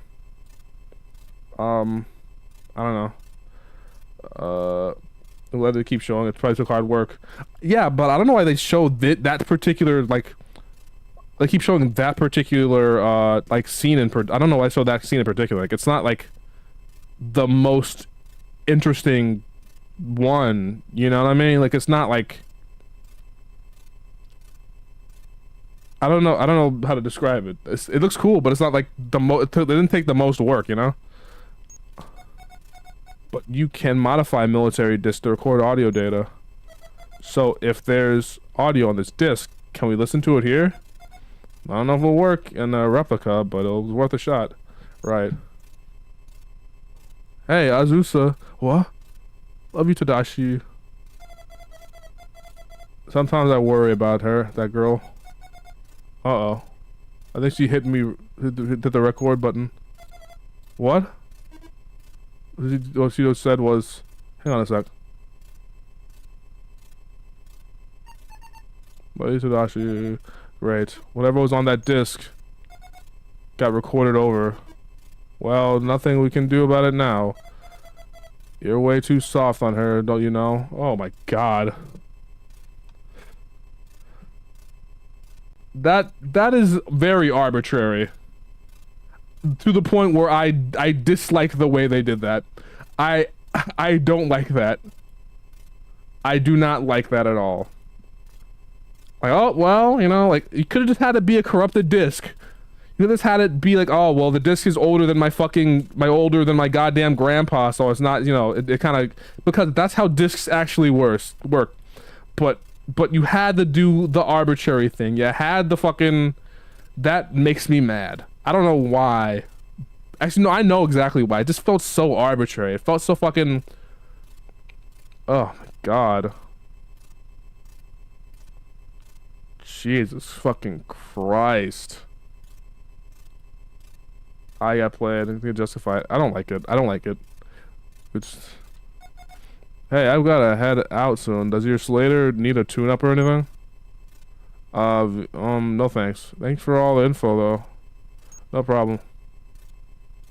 This is so fucking dumb. Well then, see you around. Bye now. I'm so confused. What were you guys talking about? I hope you're happy, Azusa. Now you're never knows on that disc. I'm really sorry. It's okay, Azusa. We're still learning a lot of useful stuff. Yeah, plus he was pretty cute. I wouldn't have thought he was your type. You can tell he really loves mechs too. Imagine if we had told him it was real. It was glory. It was a one-of-a-kind Slater. What? Hey, what are you staring at? Huh? Oh, I was just thinking. About what? You must look a lot like your dad. Enough to fool the built-in scanner anyway. I guess. Hehe. What's so funny? I can't picture you as some hotshot pilot. What's that supposed to mean, Nothing. What's our next move? Go. Lena's the only good person here. I see jackass. This is a dumb kid. Big is bad. God, the amount of fucking brain rot you need to really get that joke is so crazy. You have to be on hip hop Twitter exactly like 6 months ago. And like there's, I don't think there's a single other time where that, why the fuck is that so funny? Moonface pilot, that's a Moonface cosplay. Fine by me. Biggest fan was a Hall of Famer tweet, absolutely. Okay, what now? If we want to find about the IC dick, we go to the moon. Makes sense. Lena, you're so smart. Don't worry, just leave it to me. Well, I gotta save now. Go to the moon, Go to the moon. Hope we can find out who designed Glory, yeah. Wow, the moon. I heard there's bunnies who make rice cakes, unless they're bunny girls. I'm not interested. Tadashi. Pretty well known outside hip hop Twitter. Biggie was fat. I don't know how well known. We're not talking about Migos. We're not Migos. We're not talking about Migos and acid tweets, all right? We're talking about Biggie was fat. This is different tier, okay? I finally feel like we're getting somewhere. Yeah. We know that Slater's name is Glory. The pot was your dad. Also was probably made on the moon by a company called IC Dick. We're pretty close to finding what the message means. Yeah, but we still know what happened 8 years ago. Tadashi Nevada acid annoying ass. Oh brother, this guy stinks. And what's up with the V-MH? Shin said those the last 2 letters of the test pilot's initials. Yeah, no, Tadashi's annoying as shit. That part. Why the first letter V instead of I? Huh? Should be I. ISDZ, right? Yeah. I don't know what the V stands for.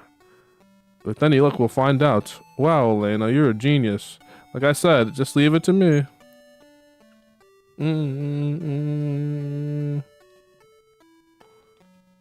I see dick. I see vagina. Oh, the two rival sides. The two battle. What's it called? Rival schools from that game called Rival Schools. Any idea where we should go first? Huh. There must be an information center around here somewhere. I appreciate the fact that they changed the portraits to reflect the amount of lighting. I gotta say, this game has a lot of vibe. So that's too much green. There's a lot of green. But The green is placed so well. I didn't even realize it was green. I thought it was black because, you know, in the context of this, it's not green. So. What? What?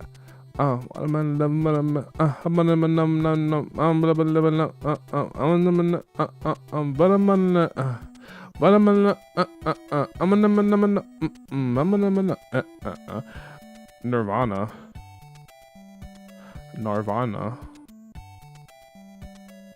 That reminds me, have you ever played that one game called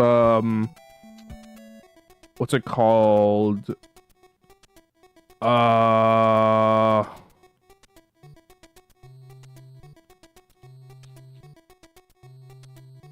God Hand? I'm trying to remember. God Hand. I was literally gonna mention it, but I forgot. Yeah, you play God Hand? I haven't.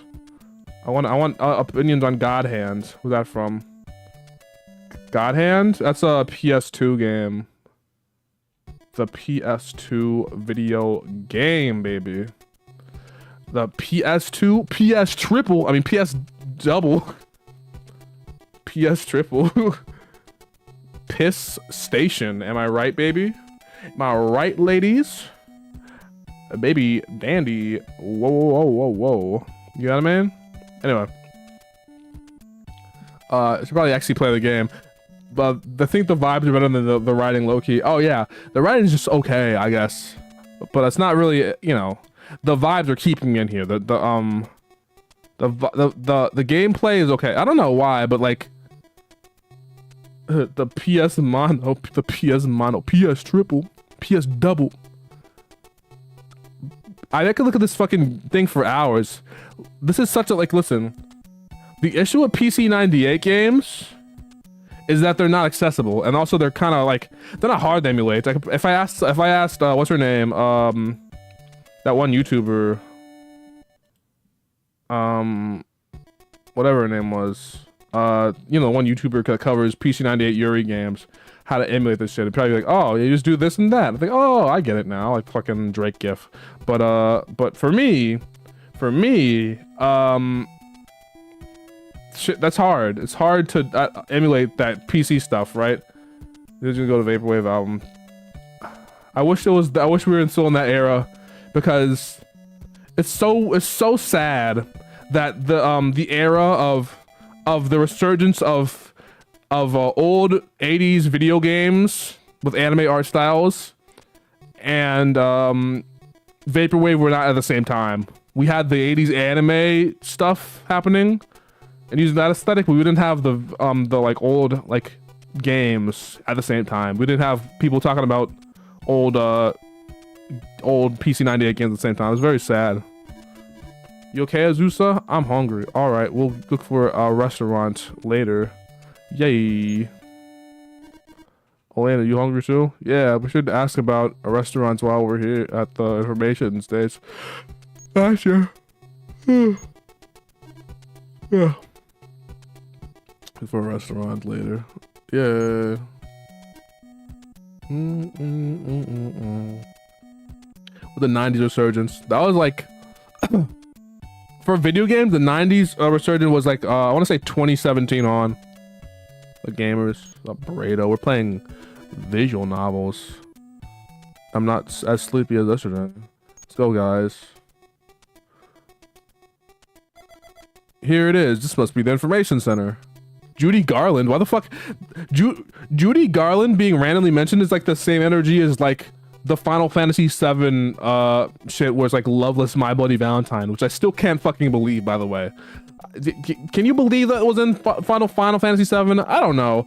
If my band was in Final Fantasy VII, I would be very happy too. But I don't think anyone has gotten access to Kevin Shields long enough to even ask him about that. In fact, I don't even think he knows what Final Fantasy is. He only knows Eat Hot Chip and play Mustang. Woman. She looks so sweet. Not at all like Elena. Why do you... What was that? Nothing. Are you Are you siblings or are you dating? I don't know. Are you friends? Is there a friend? I thought they were dating, but they might just be friends, honestly. I'm very confused on their relationship. I don't think they even, I think they're siblings now. They act more like siblings than anything. I hope they can tell us something. We'll never know unless we ask. I mean, they're technically, I'll call them, they're friends. They're friends now. They've been downgraded from relationship to friends. They're just hanging out now. They're definitely not a dating sim or not. This is not a dating sim, actually. My stomach just made the weirdest noise. Yeah, we gotta get her some food or else she dies. We're gonna tell us something. We'll never know unless we ask. Oh, wait, why can't I talk to them? Oh, ask. Ask is a different command, sorry. Glorious creator. Hello. I wonder if you could help me. Yes? Could you tell us what happened to the ISDC, the company that was here 8 years ago? Well, when the company shut down, production was divided up between several smaller facilities and the ISDC. Name retired. The truth is, we were trying to find out who designed the metal slater called Glory. Glory, you say? Just a moment. This should be it. Very dated, early 90s, late 80s. It's more late 80s than early 90s. This is how old the tropes are. If she can't, you can't tell us who designed Glory. Nobody can. But if she can, then he's our next stop. I'm getting kind of nervous. Me too. Oh yeah, don't forget to ask about restaurants. Right, got it. Yay, restaurant. I'm afraid it will take some time to locate the data you requested. Oh, that's okay. We'll wait somewhere. Honestly, it makes more sense. I don't know. I feel like remember the context of this game being released in the 1980s? Not only the slow computers, but also the fact that they have like actual libraries with the fucking Dewey Decimal System and shit. That makes more sense on why, like, you know, that makes more sense on why I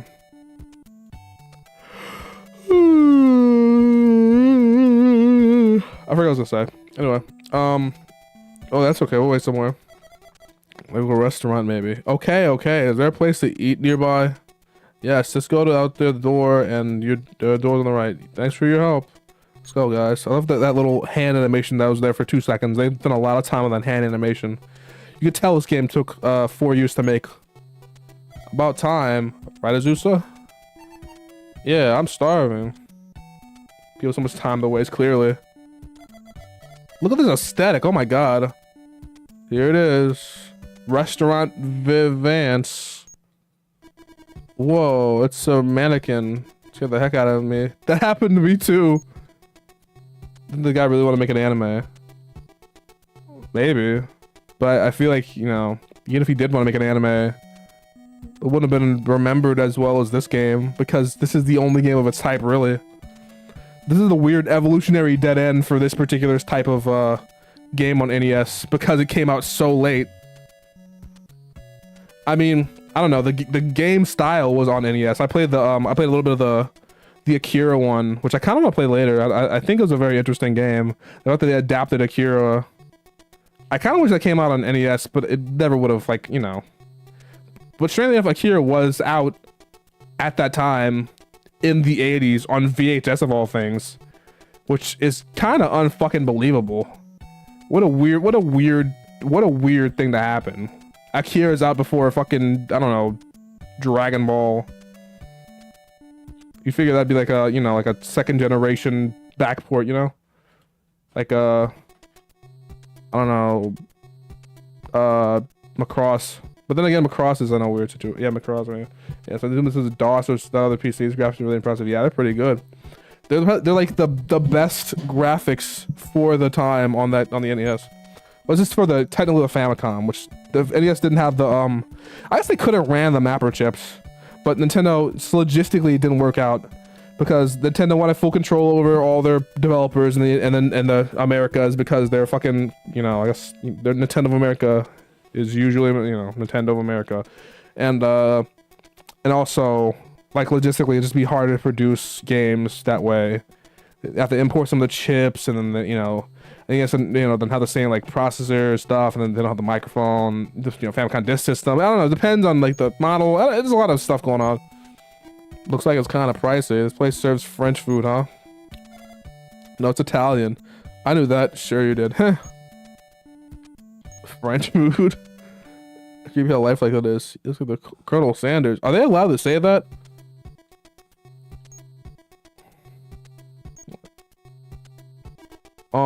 What? Am I gonna be footing the bill for this? Well, duh. Thought so. Don't say it like you don't have the money. You literally brought a giant fucking mech here on a plane. You have the goddamn money. Video developers, we should work with such limited technology, puts extreme levels, everything's optimized like ass. I mean, okay, I'll say like indie games optimize the shit out of their games sometimes, but honestly, yeah, it's kind of weird. Like, no, don't mention the accursed game. If that's, I broke to stay rich. Hello, Tadashi. Mannequins can't talk. Good evening. You were saying, that just happened. What the? It talked. That's super creepy. He's right behind me, isn't he? Let's go inside. Come on, Azusa. This is one's on Tadashi. Yay. That was great. Yeah, it was yummy. Should we head out? Let's rest a little while longer. Okay. What the fuck? Oh. The waitress, I want a water. Waitress, the uniform's pretty cute. Elena could probably pull that off if she wasn't so busty. What is wrong with being busty? What was that? I was just wondering if that uniform would suit you. It's not really my style. Tadashi on some Drake shit. You were saying? Embarrassing. Embarrassing. My god, Tadashi's so stupid. Much bigger than it looks from the outside. See, this is why I love actually playing games sometimes, because even with the smallest, like even with the small was like, it's kind of hard. It's literally hard. It's genuinely hard to not have some kind of character traits in a visual novel. You know what I mean? Like, even if you're a fucking terrible writer, you at least accidentally give your character something interesting. But considering this is a pretty interesting kind of thing going on.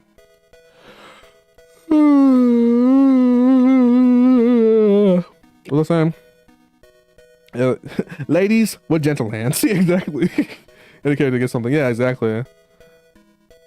I think Azusa's only whole thing is that she's adorable, and I think that's cool. Because she's, but also I think that like this is definitely written by like someone who's like forgotten their inner child, because they forget how like snarky and kind of dickheads children are. Because Azusa would work if she was like 8 or maybe 10, but at 12 she'd probably be more like, you know, a little bit more aware. I don't know. More so people infer from the little things. Yeah, basically. I mean, I don't know. It's not like this game has like tiny bit of dialogue, but it's, you know, it's not like you know, like a fucking long ass game. I think we're about halfway through already. Much bigger than it looks from the outside. It's kind of weird thinking about we're halfway through, because not much really happened, but it's a vibes trip. I mean, you know, uniform pretty cute. Elena could probably pull it off if she wasn't so busty. Oh yeah. There's a trope. Cute little sister. That's kind of it. Yeah, basically. This game is very much tropey. But there's something here. There's something here. I don't know. All these characters are very much tropes. Even like, I can't think of any character that's not just a giant trope. But that's just how, like, you know, 80s anime were, you know? Shall we? Okay. 80s anime were super tropey. Like, people always fucking love the gassed up the 80s. But you go back and watch like actual 80s like anime. I watched a couple movies. I watched like I don't watch every 80s anime. But like, of course, the 80s were like where all the tropes were formed, so I can't give them too much shit. But by the late 80s, you can especially tell like they were getting like really sick of the trope. They're getting really. I don't think like by the early 90s, like yeah, the tropes were like getting turned on their head on the side, like, you know, because like people were just getting sick of it. You know what I mean? That's why I guess that's why Evangelion was like super thing at the time or whatever. Blah blah blah. You know, but like I need to watch more anime from like that era, because it's so weird, because the OVA stuff, the characters were tropes. but like the settings and the action, I don't know, some of the, like a lot of the stuff within the tropes were like very like unique, you know? I don't know why, like I don't know how to phrase it, you know what I mean? Like, but yeah, the 80s anime was super tropey, ultra tropey, like stuff from the older 90s was flipping. Yeah, 90s were so real for like starting to flip that shit over. And then like I think the 90s had more I have to look up the 90s like OVAs more. But the bubble like burst in the 90s, like late 80s, maybe like 90, 91, like the bubble started bursting. So they had to get more crafty about what kind of anime they're producing. And a lot of people don't there's not much anime talked about from the 90s honestly, relative to the even the early 2000s, even the early 2000s. They're kind of good though. They're often not know how to use it. I mean, tropes are like a safe way to develop a character, but okay, so basically it's a low risk, low reward kind of thing, you know? The issue with, okay, like following tropes that deeply as they did in like 80s anime is a low risk, low reward thing. If you use the tropes as a jumping off point for like other things, like, you know, a lot of the later anime they're doing, then, you know, then you have a lot more, opportunity. The cycle of tropes get established, trends are set, and they become the norm, and get too tired and start flipping. Exactly. But I think the main thing is that, you know, yeah, now we're definitely in the, we're in the flipping of tropes era right now. Because, you know, the most popular anime are like, you know, that's why I like, you know, Jujutsu Kaisen, even though, like, I don't love Jujutsu Kaisen like everyone else does. I think it's okay. But, you know, I did like that scene where they're just fucking mauling this fucking dude. I forgot the, one of the demons. They're just fucking beating his ass. I love that scene. It was so fucking funny. But yeah, more or less, there's, you know, we're at the point where, all the tropes are getting flipped around and the pacing of the, like the trope for this, right? You know, for like, it's like shonen anime are super long. They have to have like, you know, 100,000 episodes. I think that's more of like a situational thing, but also I think some anime mangaka are doing it on purpose, where it's like they're making their stories a lot tighter than they used to be. Cause you know, old anime used to go on for like, you know, 500 fucking, you know, episodes. And, you know, even like the most successful anime go on for like 500 episodes, you know?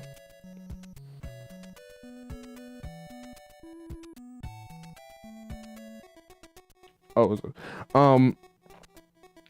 Put the turn off. The JJK skits. Jujutsu Kaisen is so fucking thing. Tropes and subversive stories. Osaka-san.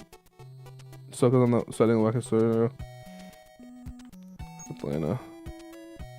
Let's head out to the information center, right?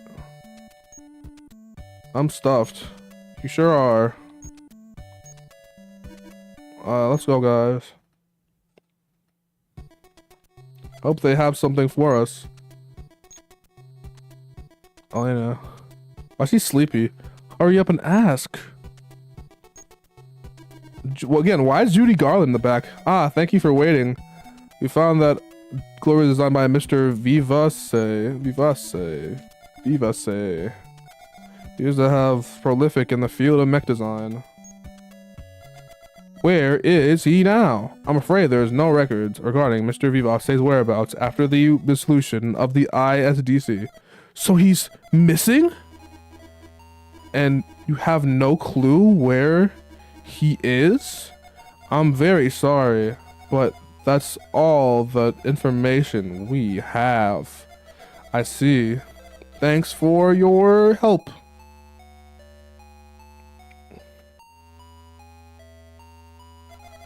What now, Tadashi? I hate whenever they do this slow, like, dialogue thing. So I have to, like, you know, very much slow down my reading of the dialogue. On the bright side, at least now we know who designed Glory. Yeah, and his name is all we've got to go on. True. Let's head back. I love he said, true. I'll head to the ship for now. Tadashi would be the most annoying fucking dude on Discord. 100%. Tadashi would be so annoying. This fucking entire relationship these two have reads like e-girl and e-boy relationship. Absolutely. like an average e-girl e-boy relationship.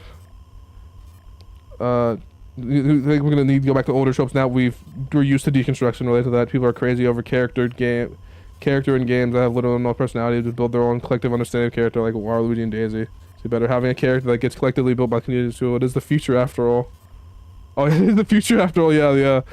How else would you develop characters? Tadashi pays for both of them. Discord Nitro. Oh my god, Tadashi sucks. I fucking hate this dude. That's my headcanon of him. You know how headcanons make a character like more developed, but usually make them like more interesting, and but not even just more interesting, but like make them like better, you know, to like, you know, make them feel better. I guess it's making me feel worse about him. It's making me want to not play as him anymore. Actually, I think that I think we could change the main character. Is there a possibility? Can I switch him out or something? Is there like a exchange program? I think that'd be better. But yeah, I don't like it. I don't like that. What was I saying?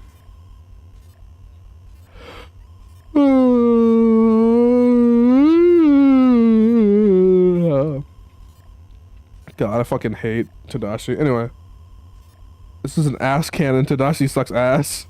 We need head cannons that make our characters worse. That'd be so funny. Yeah, we need more head cannons that make our the characters worse. That'd be a very interesting thing to start doing. You know what I mean? Tadashi until Alex Yeek. Oh no, I am more forgiving of Alex Eagle, whatever, Alex Yeek from Yeek, the video game, than of this motherfucker. He's been feeding for everyone even harder than Alex. At least Alex can focus on what he's doing. Bro starts drooling halfway through a conversation. I'm Tadashi. Let me save again. This guy from him being, yeah, from being annoying. At least Alex can like fight. If this guy got into a fight, he'd fucking fold. He would fold. He's talking about J Cole, like J fold. No, it's just, he'd fucking fold easy. Oh god, bro is Drake in the flesh. Go back to, I don't know where I'm supposed to go. I don't know. Colony 35, I guess. Let's go to Colony 35, I guess. Okay. Okay, I don't like the cutscene anymore. I think it's cute, but I just need to get to the fucking... I don't know where I go now, so I have to check everywhere, and I hope they give me like instructions or something, like a hint or something when I get there. Unless I'm saying like, I don't know what I'm doing, Vivas. The Vives, that sounds, Vivace sounds better. V and V, that's MH stands for Vivace. But there's so much we don't understand. I don't understand any of it. Cause you're 12. Hey, at this point we have to take what we can get. Fast ship, yeah. But something's weird's going on. Something strange is afoot. The missing records, the disc is hidden inside the cockpit. It can't all be a coincidence. Let's just concentrate on finding Vivace for now. Play himself involved. Yeah, we gotta wait until the next Yeek game because they had to rewrite that shit. They had to rewrite that. No, there's no shot. I don't really understand. Yeah, let's do that. We're in the stream. I don't remember if you were there. I think you were there for a little bit. We were playing for the audience that is inevitably coming and watching the VOD for my beautiful gameplay of Metal Slayer Glory. I was playing the Discord and I was looking at the new Geek demo for a little bit. I didn't get through it because I got stuck on a puzzle, and also I was very sleepy, or I got tired. But suffice to say, I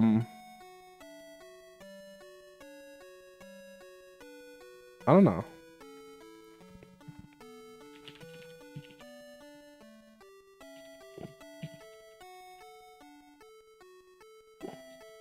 Give me a second. I'm trying to say.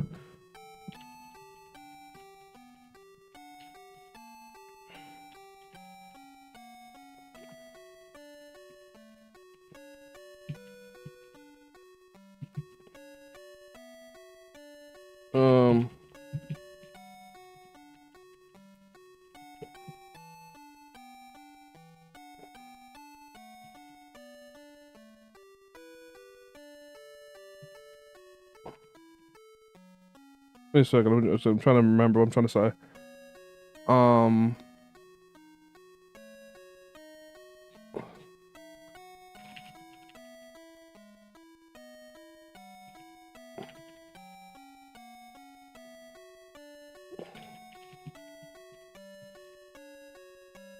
There we go. I'm trying to figure out DMs. The energetic and Italian. Really? Yeeking out in Yeek 2 Electric Boogaloo. We have to see the new Yeek. The new Yeek. The new Yeek. Yeek. Yeep, yeep, yeek. I understand. We gotta. Let's do that. Heh. It's a lot of engaging ship. Honestly, they're getting a lot of mileage out of the ship animation. I gotta give them that. It's kind of weird. Like the least good sprites are the most used. Because I don't think that ship sprite is particularly interesting. Let's go to the office. I don't know.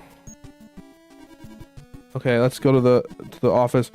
What killed me about a lot of these games in the 80s or whatever is that, you know, well, not really like this game in the 80s, but like, okay, how do I describe it? The games in the 80s, right? You can't go to like the places that you want to. But like, I mean, that's the thing with a lot of older games, right? You can't go to the place that you want to, like right there. I want to explore that. I just want to feel what it looks like to be inside of that giant, like, cool, like, town right there, right? That cool little space station, that little city right there. But you can't even explore it at all, right? So you're just seeing it from the distance. But in like newer games, you get to explore that, but it doesn't feel the same. It's all like, okay, like you go in like in like DS games, right? They had the perfect kind of like vibe where you get to, like, you know, you get to explore the weird little like crevices and shit. But, or actually no, it's like that, like, you know the DS or like Mario Kart DS, right? They had that. You like you sit around and like, okay, so like I don't know how to explain it. Okay, so Mario Kart 8, right? You go, you drive on Cheap Cheap Beach, and you could go backstage. You could go backstage on Cheap Cheap Beach. You go behind the you can go behind the forest and Cheap Cheap Beach, and it's like so gratifying because your brain's like, I've been meaning to go. I wanted to go there for my entire life. That's what I wish more games would do. That you want that feeling of like going through and going into like all of the you know, I don't know, like Peach's Castle, Mario Kart 64, like kinda. I don't know how to describe it. Like you just you like behind the chain chomps or whatever. Like okay, so basically, like this right here, like this screenshot where Azusa is standing over this. I want to explore that, right? And then like Mass Effect something, it looks exactly like this, and you get to explore it, right? And that's cool. And I very much think that's very cool. And that's what I like to see. I want the interesting areas of video games of the past, the vibes of that, to be, I don't know how to describe it. Okay. Give me a second. I'm gonna... Okay. High flux is environment. Let me see. I have to pull up a song. Okay. I always use. Wait a second. Hey, they gone. Like here, right?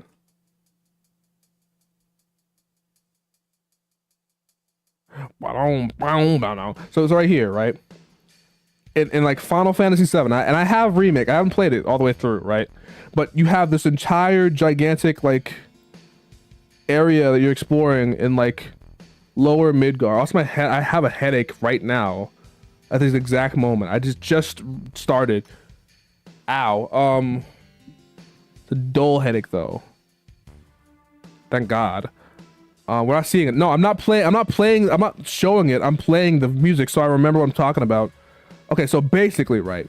You're going and also I just want an excuse to play Final Fantasy VII music. I want to play that game again. I just think about it too constantly. I should play Final Fantasy 8 and 6 and 9 and I played a little bit of time. I'm okay on 10. But well basically, Actually, I just realized I have no idea what I'm trying to convey. Actually, probably rest after this. Yeah, I might. I need the soon. I still got about a half hour left in me. Let's go to the office. Head of the office. Is that meeting over? Let's go in. Yeah, that sounds cool. I don't know how to explain it. So you basically, okay, so the pre-render graphics of Final Fantasy VII are indicative of a bigger area than is, they imply a bigger area than is actually in the game, and that is cool. But now that we have modern games, I want to have the area that is implied be actually conveyed through the gameplay, and also that area be as cool as the area that was implied in the past. And that's just a vibes thing, but I just want, yeah. The open-ended nature of cool locations in video games is better than whatever they put in the game, so it'll feel more empty than what you want, basically. But there are some times in games where they implied area and it is just as cool as what you imagined. Honestly, what you explore too. Yeah. Like Final Fantasy VII Remake is exactly what I wanted. I just haven't had the chance to play it, but it's exactly what I wanted in terms of like the opportunity to explore Midgard deeper, because Midgard is a very interesting setting for a game. It has a lot of details and a lot of world building that it's implied off screen. That's basically what I'm trying to say. The world building, now that we're in the modern age of video games, the world building and detail of games that had to be conveyed off screen can be conveyed visually and gameplay wise on screen, unlike it used to be before. And now we can actually do that. We are able to actually play the parts that we dream about, I guess. I don't know. You get what I'm trying to say here, right?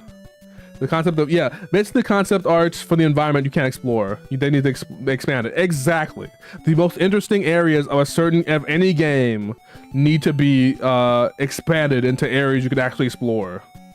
Persona 5 and 3 do a lot of good job of that. They feel rich and full of stuff, even when much are fluff, better than nothing. And it's weird because Persona 4 has that issue the opposite way, where it's like, you have the entire town of, not Midgard, the entire town of Inaba, right?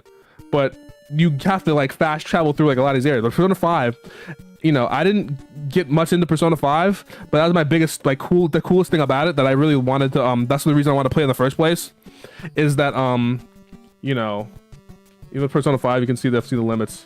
Yeah, but with Persona 5, at least you can like walk through the subways and walk through this area and that area and kind of get a better idea of the city. With Inaba, it's like you just fast travel to all the, you know, useful places, but you don't get an idea of what it is spatially, basically, because you can't change the camera. You set in this place, you know. Persona 5, you can get lost in the subway system. Yeah, basically. I don't like that aspect where you could get like fucking like you have to actually use directions and shit to go through subways, but you know. Anyway, nobody's here. Where is everyone? Call. I don't know. Sayoko? Oh, Miss Sayoko. I guess she's on break. But I gotta focus on going around the city. Yeah, basically. Okay. Yeah. I'm just saying, like, the open world. Okay, so the open worldness of games is a good direction to go to in terms of this thing, but they lose the sense of place. Yakuza is the perfect example of what I'm talking about.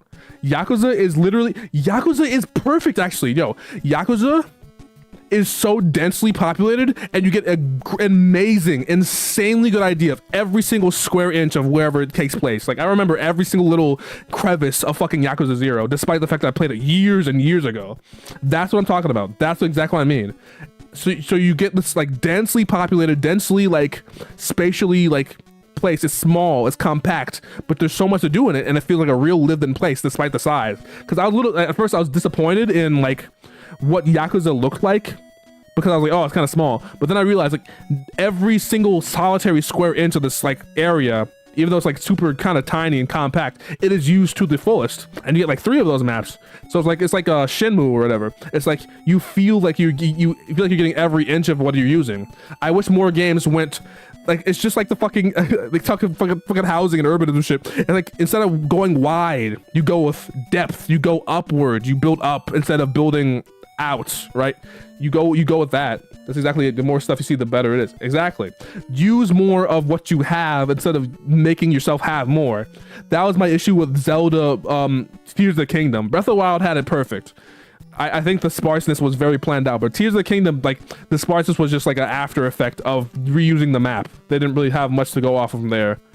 I think that was, yeah, because in Tears of the Kingdom, I wanted more like cities and, you know, building up of the areas, but it felt like they kind of, even despite the fact that they, like, the gameplay itself was solid, and I think, I don't know, I just wasn't a fan of like, yeah, yeah, was there fast travel only. Super Monkey Ball W, so true. Super Monkey Ball W actually is true. They used to also way RL. I really like I wish I could go to the subway, but I don't have a subway. The only subway I'm near is a sandwich shop, and they have expensive sandwiches. And the more stuff you see, the better. It's X6 sucks. 6 hold up. Exactly. 615. Where is everyone? Elena. Elena. What? Azusa. Azusa. Yes? You guys are weird. Sweat droop. Oh, I guess I don't do. Okay, let's go. Sure. This game would have a perfect jump scare. Okay, back to the ship. Right. Smaller and more densely packed areas would be nice for Tears of the Kingdom. Exactly. Like, if Breath of the Wild was Ocarina of Time, I wanted more of like Majora's Mask. You know what I mean? That's what everyone was kind of looking for. They're like, all right, well, you know, we have the structure for the next Zelda game, so you know we kind of use that, and we have the contrast with the more designed areas that people were looking for, and they kind of were like, well, let's double down on the open world thing first. And we're like, nah, I don't think we should do that. And like, let's do it anyway. We'll be fine. And then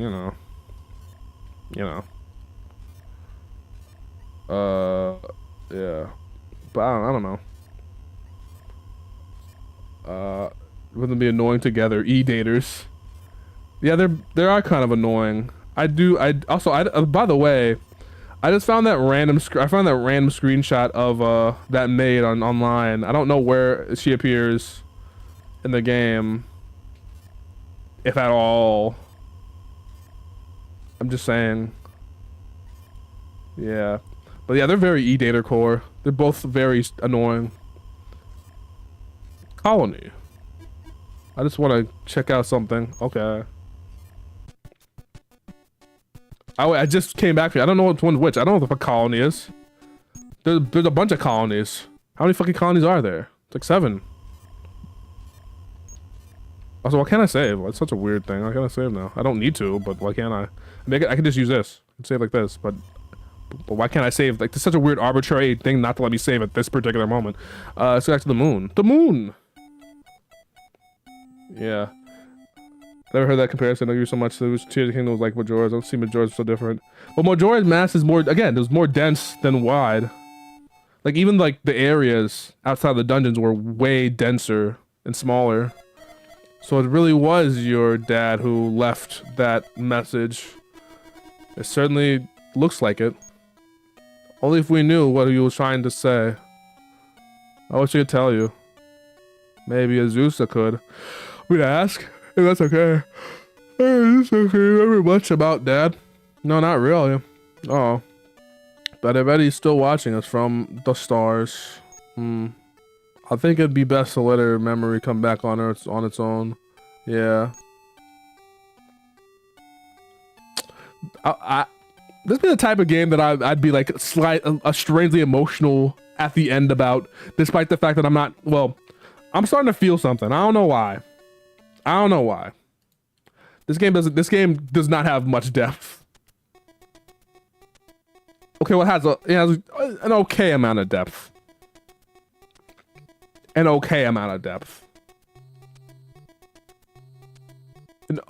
It's a little depthful. We're in the stars. That's downstairs. In a less grandiose and more personal, dense experience than what Breath of the Wild was. Yeah, basically. And it's weird because I don't know. I just feel like Tears of the Kingdom felt less personal. I don't know. I have a lot of issues with Tears of the Kingdom. I have a lot of issues with that game. I did not like it. It was not worth my, like, okay, well, I paid $50. I getting more enjoyment out of Kirby Return to Dreamland Deluxe than that, which is weird.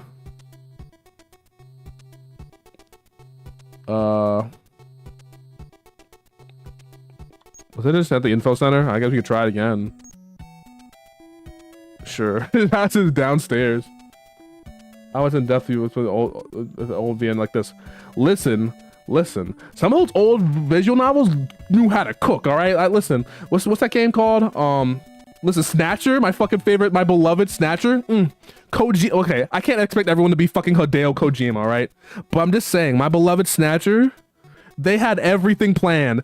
If you go to the Sega CD version, they have fucking every single line of dialogue in the science shit and fucking, or like they have like literally everything planned out. How the Snatchers worked, how the Metal Gear did this, how they stabbed him to get the fucking buffalo meat and buffalo were extinct, and they planned out that plot and fucking that game for like 5 years. But they didn't actually plan out for 5 years. That's the weird part.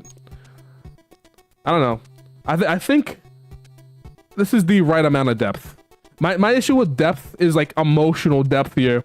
The characters, like, okay, Azusa could have more depth. I know she's okay. My issue is that the tropes are like leading the way here a little bit. And I kind of wanted a little bit more in terms of like the character. I'm like, there's potential here, and they clearly wanted to make a game that affects you, right? And I think that this game is actually doing a pretty okay job of it, at least vibe wise.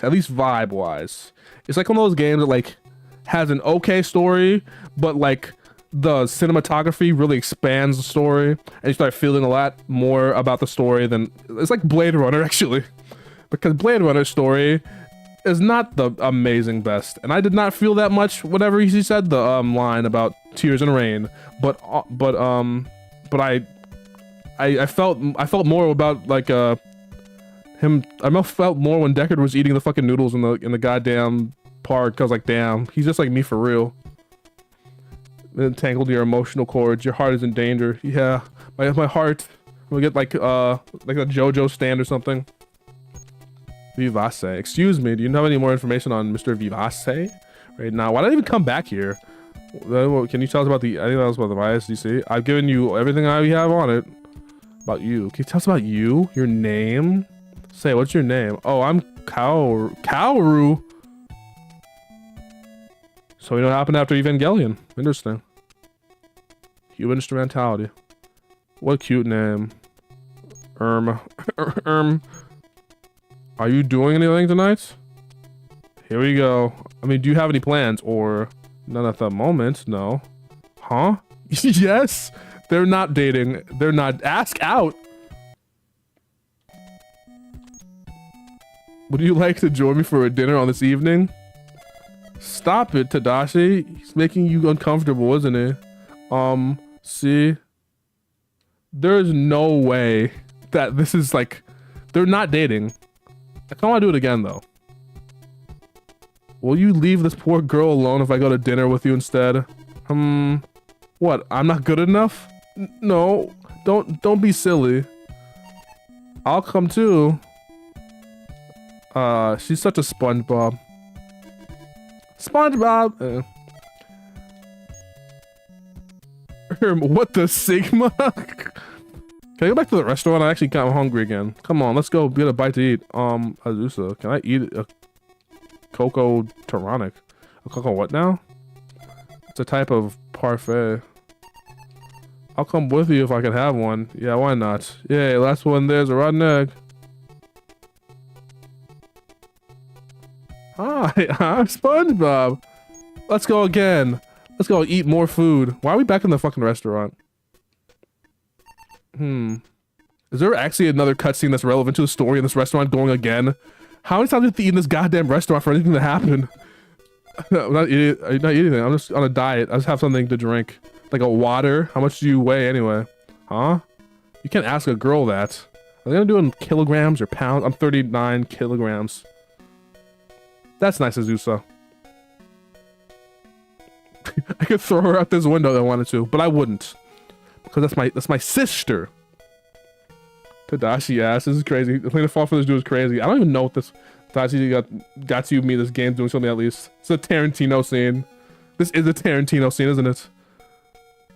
Where the heck is this Vavase guy? Good question. Right now we have absolutely nothing to go on. Yeah, Vivase. What next? This is the worst detective story of all time. They're just fucking around. I kind of like this game. Got killed. Yeah, that's kind of, isn't that fucking tiny? Oh, no, we could do looking for Vase. You're right. Cause what's the? I don't know. Then again, I don't know how to convert kilograms to pounds in my brain. We use freedom units here, so until really 39 kilograms is actually heavy as shit, and she weighs bigger than 5 pounds of bricks. What's bigger, 5 pounds of feathers or 5 pounds of bricks? Is it looking for right? A restaurant. I guess the statue outside is the guy who founded this restaurant. Like very little. It's like worrisome. Oh jeez. Makes sense. It's like that fried chicken place. Yep. Elena's weight. Why are we asking about your weight? How much weight do you want to lose? No comment. This guy sucks. God. Man. This is like reading a book from like the 1940s and hearing them talk about like, actually, you know what? I have no comment actually. No, we go so far. Maybe we could look something. Restaurant. I wonder if that's that guy. Yeah, maybe. He seems very disinterested in him. I think this story should only end with her dumping him. I'll just do so I can remember something. I wouldn't count on it. Yeah. Hey, want a bite? Vivase.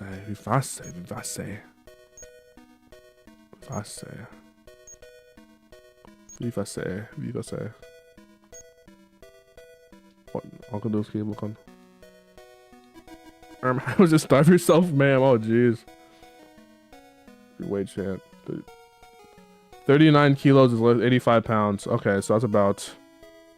Yeah, it's a little below average, but I mean, she's like 12, so, you know. That is pretty below average. Yeah, then. But I don't know, I feel like... I don't really know how to do that in my mind. But you're not fat at all. Can we please change the subject? Do I have to keep saying that? I don't see an ounce of fat on you. Yeah, I'm just good at hiding it. I know where it is. Oh boy. Where's that? In her huge bubble butt. You might be right. Hey, don't agree with her. Look at your giat.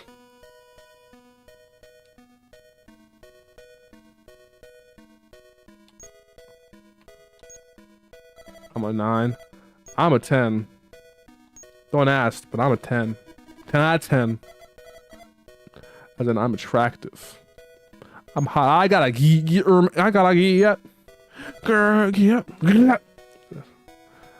Hey, bit ass. Let's click. I'm 90 pounds. Oh, okay. That's about average. Nothing, but I haven't checked my weight in a while. But I don't think I need you to know my weight, actually. Imagine I tell you my fucking weight before I tell you my age. I want you to know as little about me as possible, unless it's related to my opinions on Neon Genesis Evangelion. Because clearly that's more important than anything else I've really... Anything else, really. Yeah, I feel like it kind of is, yeah.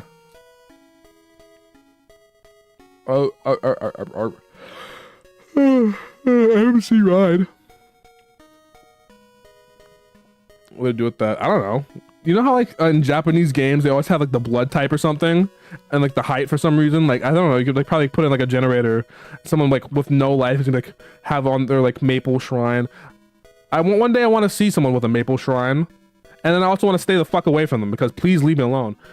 God, imagine how you say oh yeah, it's never gonna happen now, right? And then I think it's never gonna happen. But but at the point where it's like 10,000 subscribers, right? There's gonna be someone I would never know about it, but someone out there would have it. I don't know how they would have it because I'd really only have like really just old models and pictures and thumbnails really. Not really much to work off of there, but they'd have it. It'd be terrifying. This is the reason Japanese birth rates are down. They've learned riz from games like this. Oh god. That was enough for a crazy fan. Dude, not gonna lie, with VTubers, I've seen like if you have like 1,000 followers, that's enough for at least one crazy fan. So yeah, Low key, if you go in the wrong places, 300 is enough for a crazy fan. But that's because, you know, you're a beautiful anime girl swimming around on the fucking television screen going, yeah, ara and shit. So, I mean, I don't know. You can't blame them, but I'm saying that, like, this is just the culture, you know? You know, what does it get? I heard so much, but I don't know what it is. Basically, comes from goddamn, and then it turned into a name for, like, a ass. And I keep saying it ironically, but now it's not ironic. Because... you know, the irony is gone when you say it enough. You know what I mean? Like, oh, I'm saying irony, ironically. I wasn't saying it ironically because I wanted to make it a thing. I thought it'd be so funny. End dive. Yeah, you ever watch that show, Chowder? Yeah, I like Chowder. The environment, yeah. It's in the water. Anyway, named after him. Yeah, that. I mean, I don't know. I feel like if you watch Pulp Fiction, then you'll get the original meaning again. I didn't ask you a goddamn thing.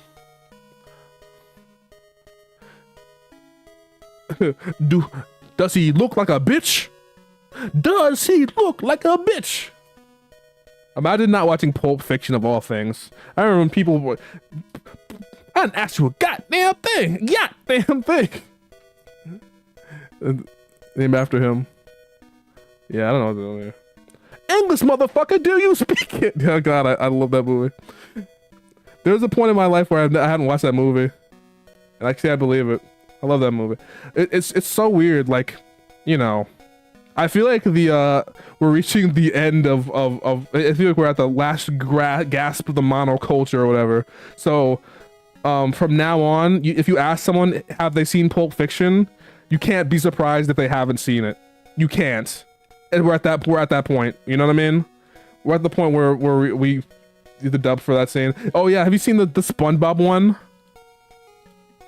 I think the SpongeBob one, like back in the day, like this is animated like the SpongeBob, but with the actual movie clip in the background.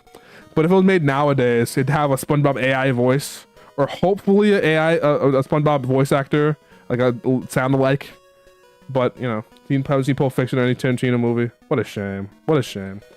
I have a Blu-ray copy of Pulp Fiction right here on the right beside me, and Reservoir Dogs. And it's weird. I've watched I watched Pulp Fiction a lot. I've never finished Reservoir Dogs despite owning it. And it's only like $5 on the. I own 3 copies of Reservoir Dogs, by the way. I own 3 copies of Reservoir Dogs. I said I own 3 copies of Reservoir Dogs on physical media, and I have never finished the movie, which is weird. But yeah, I love you know, what's it called? I only watched like, it's weird because you watch a movie like one time and you remember it like from scene by scene. Because I watched Jackie Brown one time and I kind of remember it, but I watched like you know, Kill Bill Volume 1 and 2, and I remember like fucking every scene. But I could probably like tell you, like, you know, she goes and, you know, the lady and the kid gets off the bus, and then she goes into like there's like the whole backstory of the Japanese woman, and then she goes there, and then you know, they go to the second set and they bury her under the ground. The second movie, I don't know, but yeah, movie cool. You need to be invested in 1 or 2 hours at a time. You say this, but you've been watching me play a video game for 3 hours almost. Mostly me talking about other video games and movies. So it's not the fact that I guess it's like the fact that you need to focus on it. It's not you can't just like, you know, like, because this is very conversational. But I think that's my favorite, you know, that's why I like Tarantino films, which, I mean, okay. It's weird. It's so weird because in the recent times, like if you like, okay, before if you said, oh, I like a Tarantino movie, you're like, oh yeah, of course you fucking like Tarantino movies. You think you're so cool. But now if you say, I like Tarantino movies, then you're like, it's like now it's like, wow, you actually can watch a movie? No fucking way. You have to lock in. You basically have to lock in. It's so fucked up that like our brains have adjusted so poorly to another paradigm shift that even watching a fucking movie has become a fucking Herculean task.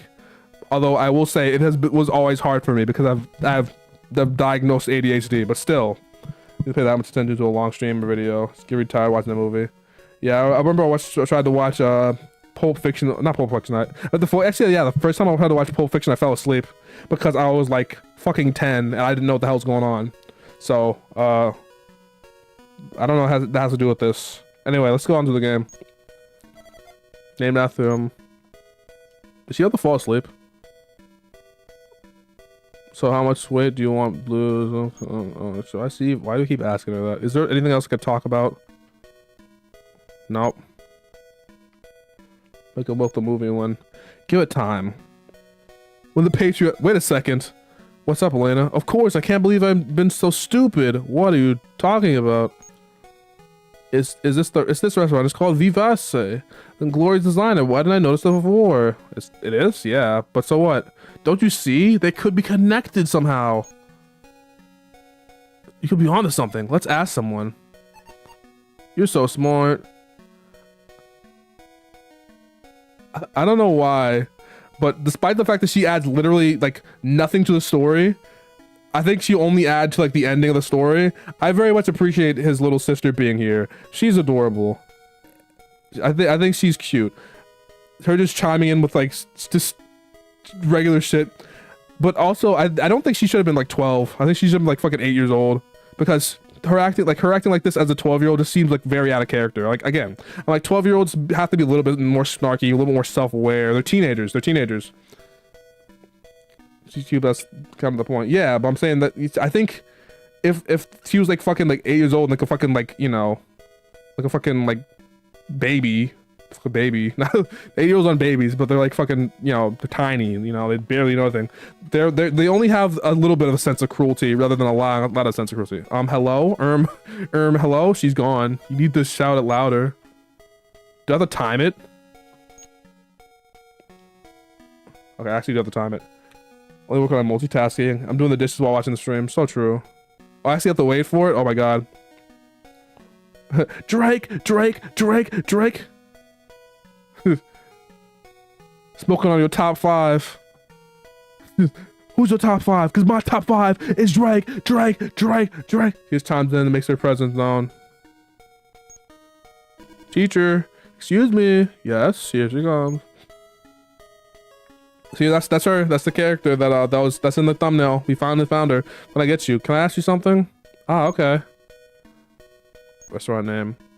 What's the name of this place? Well, a lot of people pronounce it Vivace, but it's actually Vivace, Vivace. No, I'm saying it right. Vivace. I see, huh? No kidding.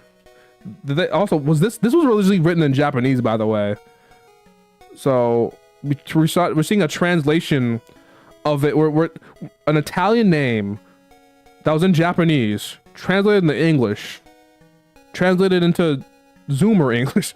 Okay. Definitely a small child sentence. That is snoozing on Pulp Fiction. That Drake's on Vivace. Mom, the firm opinion that Drake's not ironically good. I am a fan of one Drake album and one Drake album only, and that is If You're Reading This Is Too Late. I know it's the common pick, but that's the only Drake album I can sit in and listen to front to back. Vivace.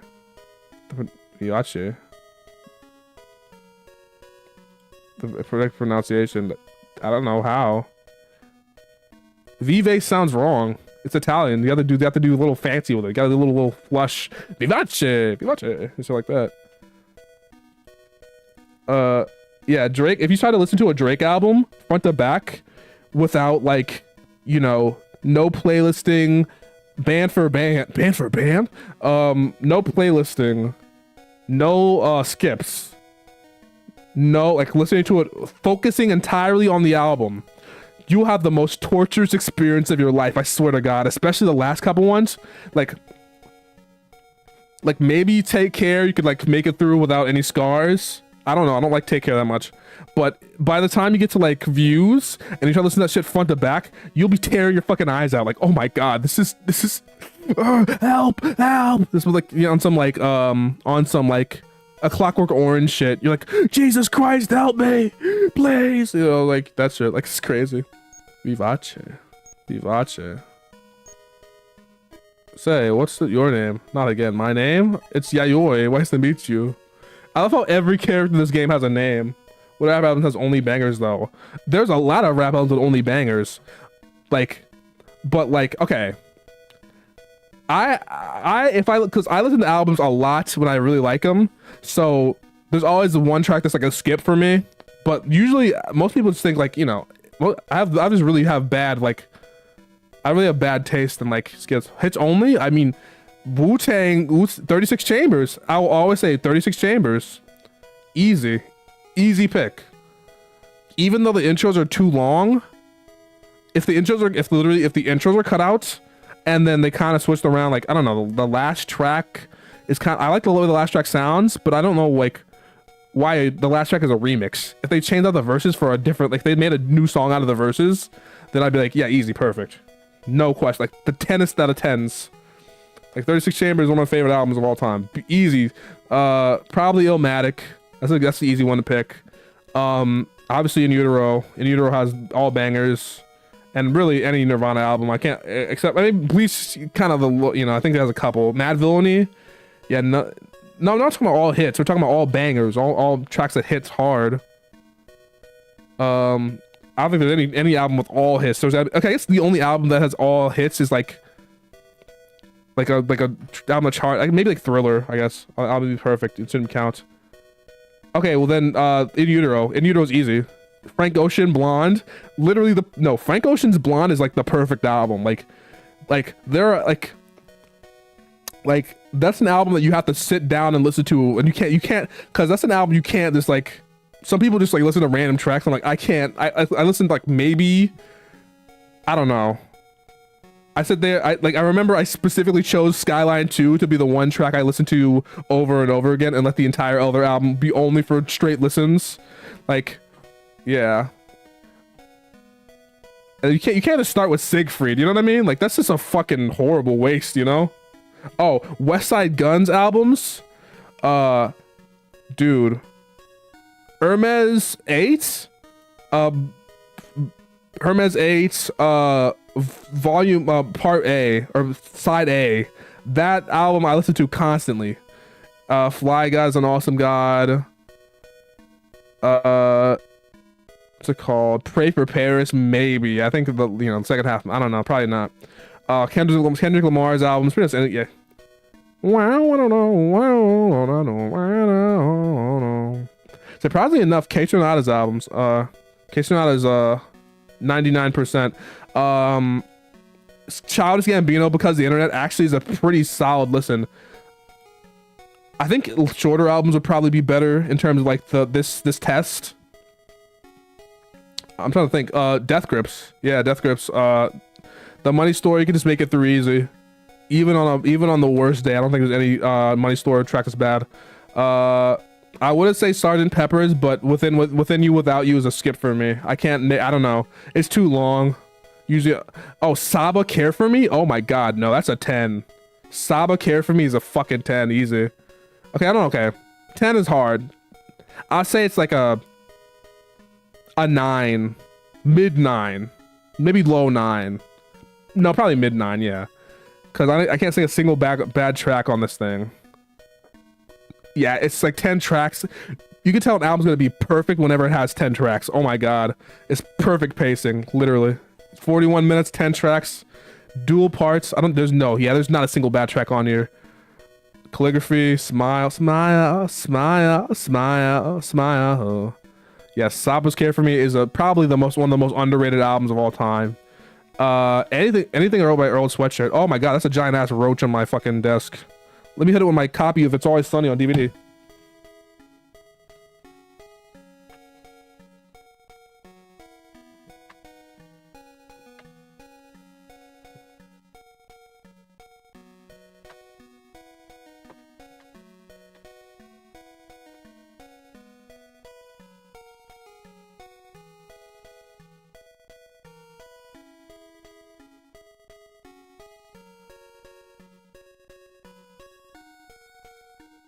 I don't know where it went.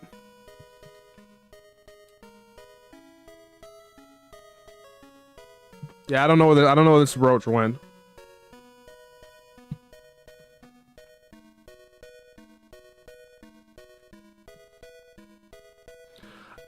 I will now be in fear of a roach.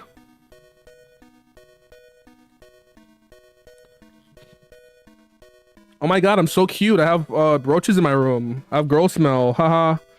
Seriously, I don't know what the fuck those roaches are coming from. It's killing me. This is not the first time this happened. I've been trying to. I need to start like doing like bug bombs and shit. I think it's on the ground, but I can't tell. The color of the carpet's weird because it's like it really blends in. I don't know.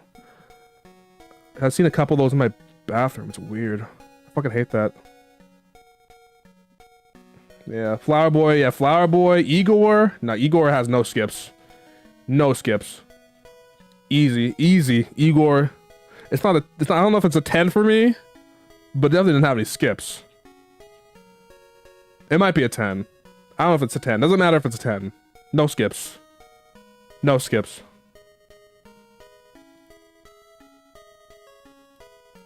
No skips. I'm trying to think. Yeah, I'm that roach is killing me. I don't know what happened. Yeah.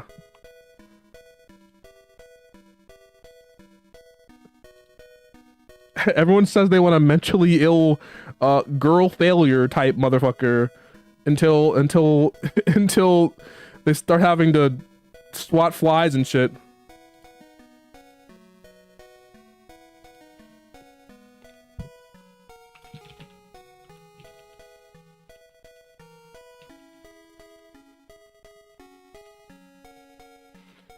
God, I don't get some bug spray. I don't have any bug spray. I think some bug bombs or something, but also I don't want my room to be smelled up with something worse than whatever I got going on here. I don't really smell much of anything, really. God, I hope there's no roaches in my books. Unless if they were in my books, they'd probably die of starvation. Oh, wouldn't they be eating my books? God. Roach core. I don't want to be roach core. I don't want to be roach core at all. God, this sucks. I'm terrified. Can I put my feet on the ground? I can't play this game. I can't play this game anymore. I keep thinking of it. Anyway, my name's Yayoi. It's nice to meet you. Designer. There's famous Metal Slater designer named Vivace. Really? I had no idea. Not Glory. Have you heard of a Metal Slater called Glory? No, I don't think so. You have incenses or scented candles? Brando, do you think I have any incenses or scented candles? If anything, I'm terrified of having scented candles in my room. I have the most flammable room of all time. Oh, that's like looks as a good concern. She's like, bless your heart. Is Yayoi. Is she gonna start getting mad at me? Yayoi. Is this place named after the guy who founded it? Well. Yeah, I think I'm running out of options. I hate the adventure game where you have to like, are you okay? You look a little pale. No, I'm perfectly fine. Uh-huh. The truth is we're searching for a man named Vivace. Vivace.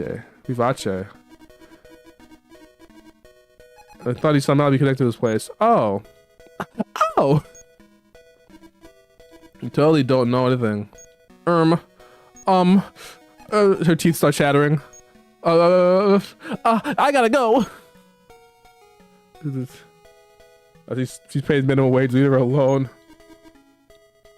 This is somehow the one person that she says, like, you know, he doesn't fucking drool over, like,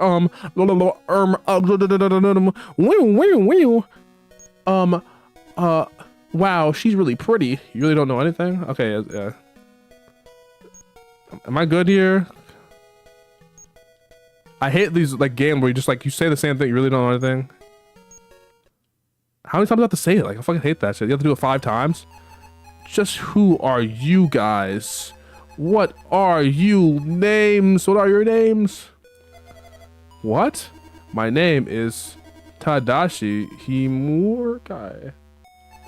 Breakdown. Doom, doom, doom. No, it can't be. What's wrong? Hold it. Hold it. the writing down animation. They put a lot of effort into seeing. What a random thing to put a lot of effort into. Oh my god, this game's so high quality. Can't take this. You have to leave right now. Hey. Hey. It's actually wild. Quickly, but what's her problem? She looked upset. Can't believe she's threw us out. Well, we can't stand here all day. Let's go back to the ship. What you gotta do? Go play. Oh, that says Vivace. I have no idea what just happened. Same here. Hey, what did that waitress give you? Some kind of note. Let's take a look. Okay. Here, spaceport. What's in this? Looks like a map. This is the kind of like graphics are so good. Yeah, especially the thing. It's not even just the graphics, which are good. It's the animation.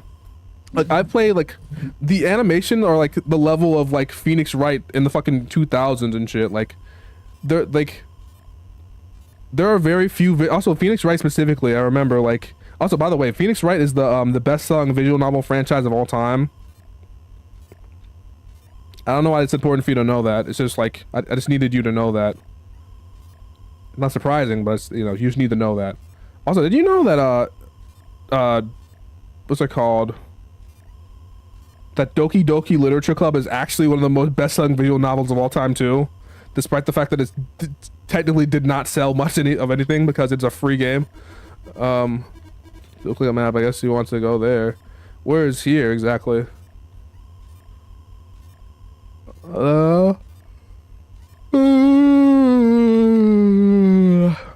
Man. There's a roach somewhere in my room. I think I tried to slap it. But, you know, it could be anywhere. That's the issue. Scary part, it could be anywhere. It could even be up Squidward's ass. Even that's one of the most popular VNs. You know, I didn't realize how niche visual novels were until I went into the visual novel Wikipedia page. Seeing the entire, and I'm talking about the entire Phoenix Wright series sold 10 million is actually, I don't know why that made me feel so weird. Like, I don't know why that's like, I don't know what I expected. I legitimately don't know. But the DLCs plus cost money and practically no content. I feel like they should have just advertised that as a way to support the developers, honestly. Like they shouldn't have advertised it as it's just the console ports, really. It really is just the console ports. They could have made it like DLC. But even if I guess it was weird, like it would be weird to add DLC to a, I don't know. But it is called Doki Doki Literature Club Plus, you know what I mean? Honestly, I've had, I don't know.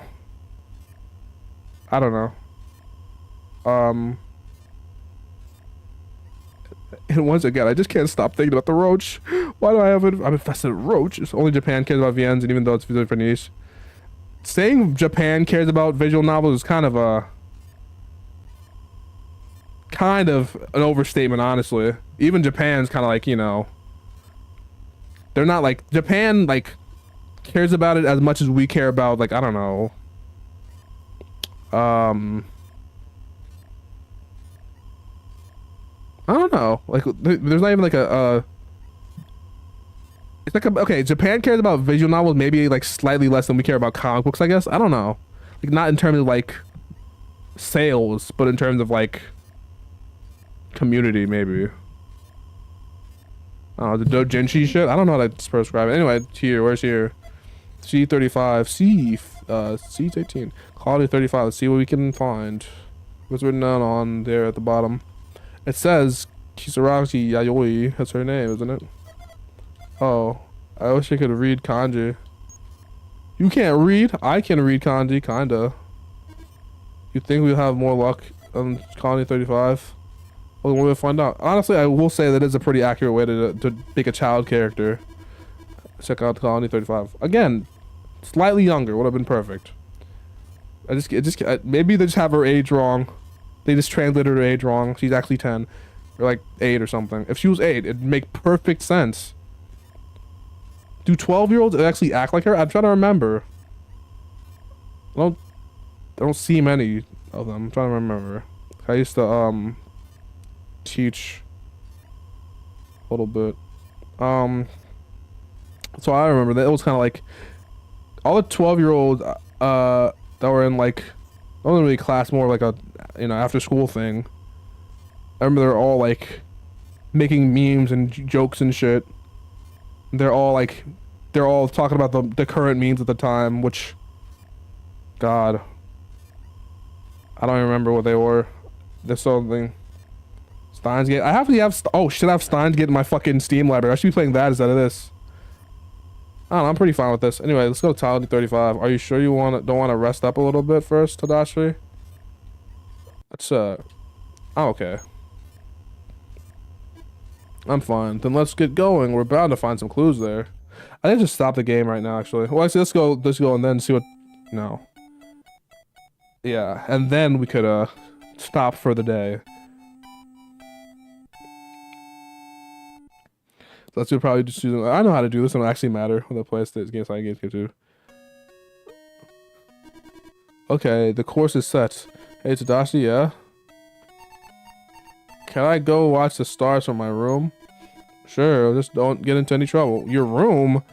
This is a rich people. This is for rich people. By the way, rich people would, okay, there's different layers of it. On the meta narrative, right? You'd have to be rich to own an actual copy of this game. Even back when the game was released, you'd have to do that because this is a game would cost more than average. You'd have to own it. To own it now, you'd have to be a collector of Famicom games. And you'd have to have a fuck ton of money to be able to collect that in the first place. In Universe, they're rich because they own an entire fucking Slater. They can just go and buy a fucking metal Slater all just whenever they want to. Despite the fact they don't have any like parents, and I don't think that as far as this is concerned, I don't think they have any discernible jobs either. What the hell is going on? Maybe it's like the government paying them because their parents died in action, which could only be a thing that would happen in Japan because, come on, that ain't happening anywhere else. You getting money for someone dying in a war? Yeah, okay. What else? This is not a fucking charity. There's also the fact that like they brought an entire goddamn ship with them on a plane, and I can't bring a bag with me on a plane without paying $60 goddamn dollars, which I can't afford. So we gotta like just we just gotta shove our fucking extra luggage up our ass or just hold it, I guess. Yeah, the jacket's too big. You just gotta put it on you for the entire flight. Oh, I guess you're right. I don't want to pay the extra fee. So yeah, this is just like very funny. I think this. I don't know why. Yeah. It makes sense why it's cost so much considering what it took to make. Yeah, basically, it's the real analysis. The analysis of vampires as as rich people. This is an analysis of anime visual novel protagonists as rich people. Which honestly, having an adventure in any case would imply that you have the availability to take an adventure. I think that I should really like play Death Stranding. I'm pretty sure I like it. But aside from that, the realism of having your game be about someone's job being the adventure is more realistic than someone just taking a random like set of days off. But again, I'm American. We have 0 days off. We have literally 0 guaranteed days off. Even if I think the only way you have guaranteed days off is if someone goddamn dies, and even then you have maybe maybe 2 weeks. So you better recover from that grief quick, or else you're not gonna get that pay. But again, I guess 2 weeks is a pretty good amount of time to recover from a death in the family. Surely it is, and it has to be immediate family, or you're a dead motherfucker. Anyway, don't get in trouble. Yay! Those roaches are starting to get to me. I was starting to worry that we would never find anything. Yeah, Silkeen and Jif were no help at all. A guy in Japan. Maybe we could finally find out what that message means. I'm just glad that we have something to go on. There's still so much we don't know. A giant Japan put 4 years to make this. What were they living like? I read the interview that I showed you, the Shmuplations interview, and dog, this dude was fucking struggling. I remember he said specifically, like, even in like 1980s Japan, where it had the bubble economy. First of all, I think he literally did. He didn't get paid for this. I'm pretty sure. Like he got paid for like the royalties, I guess, but there weren't many royalties because. Come on. It's Metal Slater Glory. It had one print run.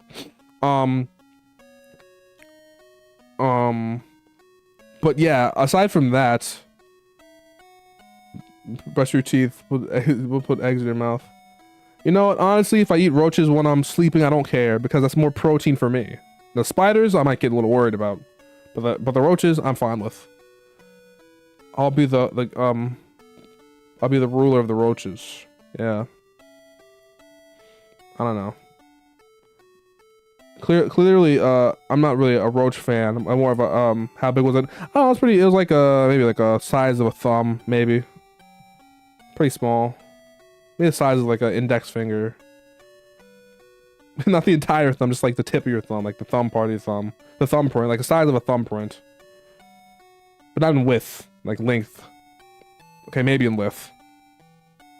How big was it again? Anyway, let's there's not much we don't know. We have Vivaci. Those anything. Oh yeah, we hope so. How long until we reach the colony? It's going to be like a little while. Mind if I take a shower? Go ahead. Thanks. It's kind of boring by myself. Still, it's a good time to think about things over. Jesus Christ. Okay, you know what? Alright, well, without me? Bro's got a lot of thinking to do. Jesus Christ. Alright, chat, what should we think of first?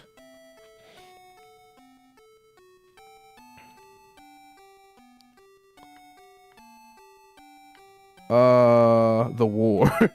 The war. What's everyone said the war? What happened 8 years ago? And why are there no records? I don't know. Oh my god, they're just gonna keep going and going and going.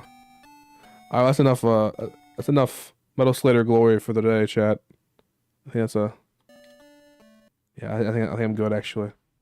Yeah, I think that's enough.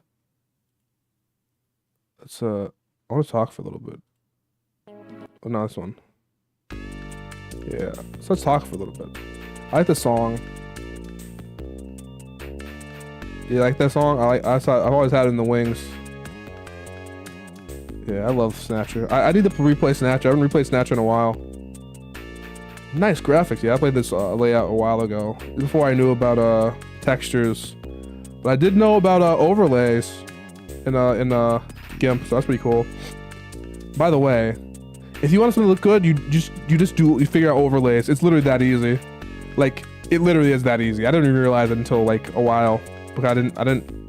You know what's weird is that I actually had a class on Photoshop and they didn't teach me anything of use.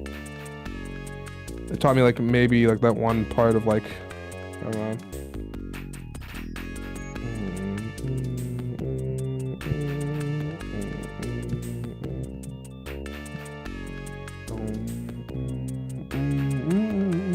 Damn, that's so cool, Gyarados. You pronounce like. How do you pronounce crayon? You say crayon? You say cran? Just some, you know, cran. Overlays are underrated. Yeah, overlays are cool. Like the audio's rendered. Yeah, I don't know how I did that. It was like a weird like setting or something. Yeah, like audio visualizer this is like, by the way, this is like for the podcast. The podcast I recorded like this, and it looks kind of cool. And also, there's like the chat box over here. I'm not changing that, by the way. I'm talking. I feel like nowadays we care about singles. I don't know. I don't really meet people who I talk to either aren't in the music that deep at all, or are like music nerds. You know, I don't really know anyone in between who just only care about like singles now. because people like care about singles, aren't really in the music at all. They're just like, you know, like, oh, I heard Hotline Bling. I know when that Hotline Bling, you know. Have you heard that new Drake? You heard that new Drake? Oh, that boy ain't right. That boy ain't right. Cran, like K-On? K-On? Jesus Christ, how many people listen to the full album? I guess a lot.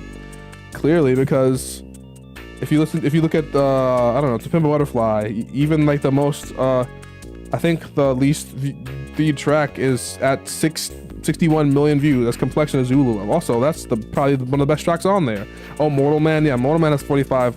But okay, Mortal Man is a 12-minute track on a critically acclaimed album. I mean, I don't think there are very few situations in the streaming era that even have that kind of situation. I don't know what happens with that. Like that's like you ever try listening to like a Yes album or whatever? Yeah, I don't know. People listen. I know people. I rarely listen to albums, and part of the problem. Probably it's a huge record. Yeah, but what should I compare it to? Like, should I use Drake as my example? I don't know. Like, the least viewed track on the Drake album is the Screw the World interlude, which sucks because I like DJ Screw, which is kind of interesting. I guess you count the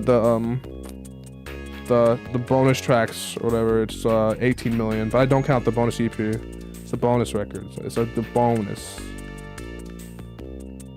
I kind of get sick of this track. Let's put on some real music, all right?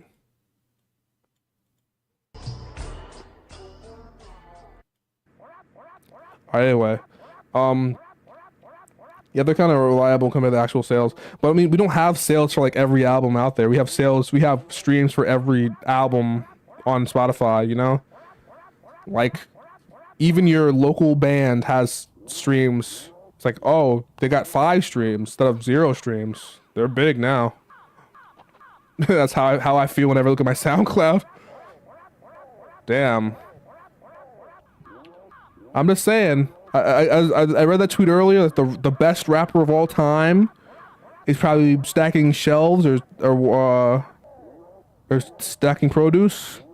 I'm just saying, if I ever get picked up for a record deal, then it wasn't me actually, because I died in a fire. Moto.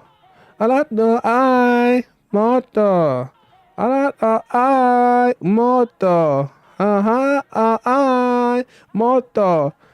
Ooh. Now they cooked with this. I need Earl Sweatshirt to rap on this shit. He'd be fire. Anyway, what's your SoundCloud? It's the Red Spots one. I played a song on it. Played your beloved song. I said I give you a follow. Follow on SoundCloud.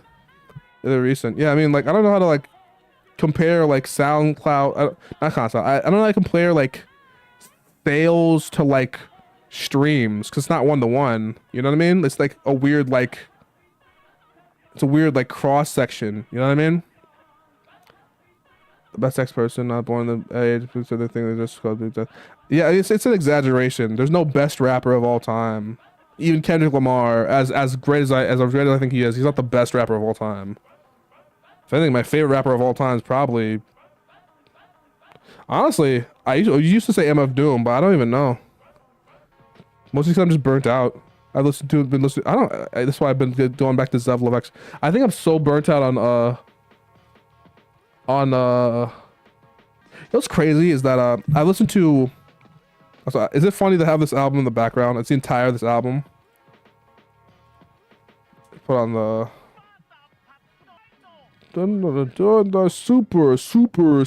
super. Oh, dude. Oh, I love this comment I left on this album, by the way. It's okay, but it also hurts. Just like marriage. Oh, like cooking. You burnt out on a rap? No, I'm burnt out on Mad Villainy specifically. Because that was my first favorite album. And I listened to it literally countless times. I have no idea how many times. Probably like over 100, at least over 100. I listened to Nirvana's track Curmudgeon 87 times on my Spotify Wrapped. So you know, Mad Villainy over all the years I've been playing it, definitely like over 100 easily. You know, it's crazy. I played the song. I've played it before. I love playing the song, but the song "Who Sees You" by My Bloody Valentine. I played that song. I think it's about like 2,500 times by now.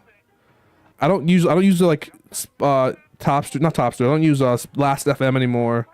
But I used to like listen to it like all the fucking time when I went to sleep, and I still do. And now I'm doing it again, and I'm realizing like how easy it is to sleep to that album. Not only to that track, because it's so comforting, you know? Such a cool track. You know what I mean? That shit like, who sees you? Oh wait, hold up.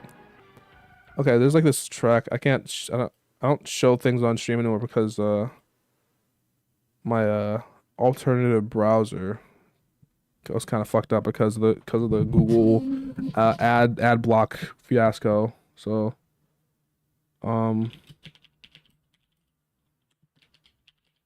there's this cover of it. I can't if I find it, I'll tell you. Give me a second. Is this it?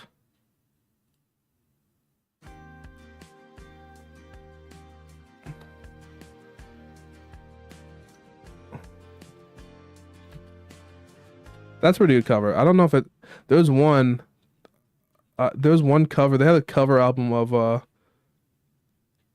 like acoustic tracks that's like lost media, and it kills me because it's just like My Bloody Valentine song, but it's acoustic.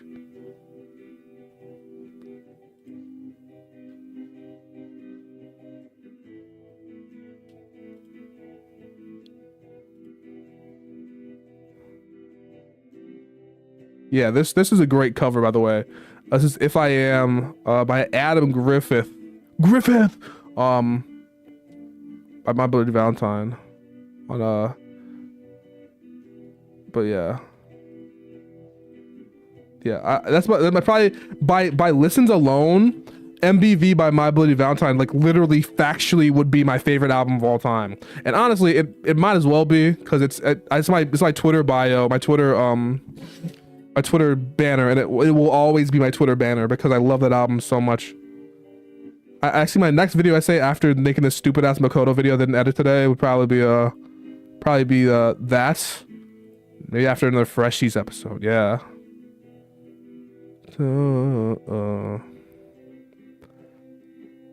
Tomorrow, ooh,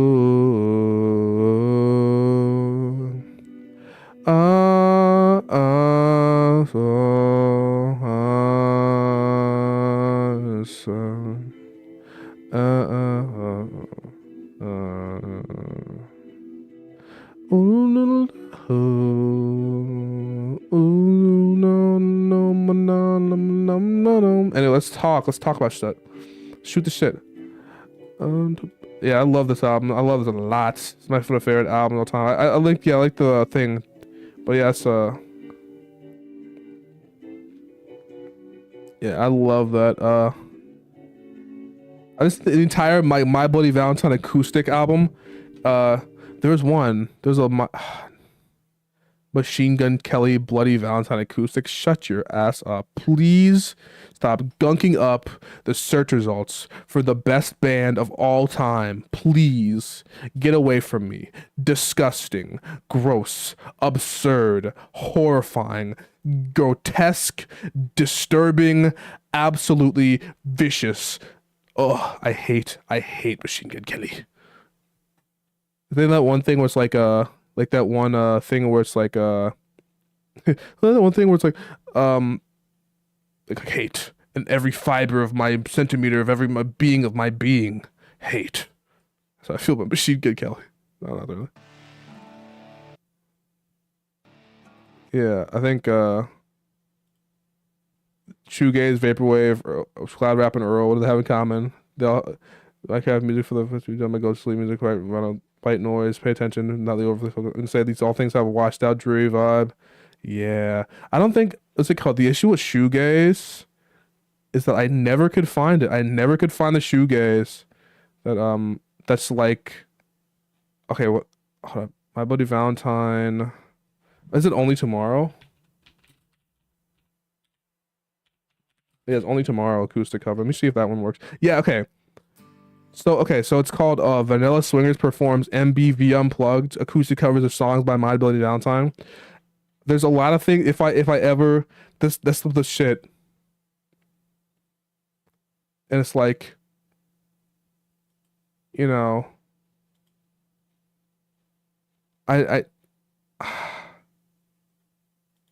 I'll never. If I was a big YouTuber, I'd use my power to help to tell people we need to find this album because Vanilla Swingers lost the fucking album. There are no fucking literally there are no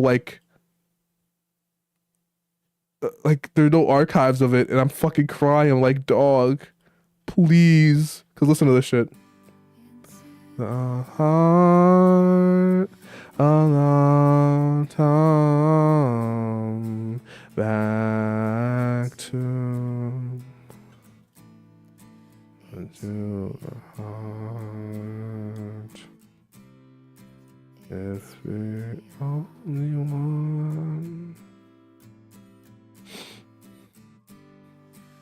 only tomorrow.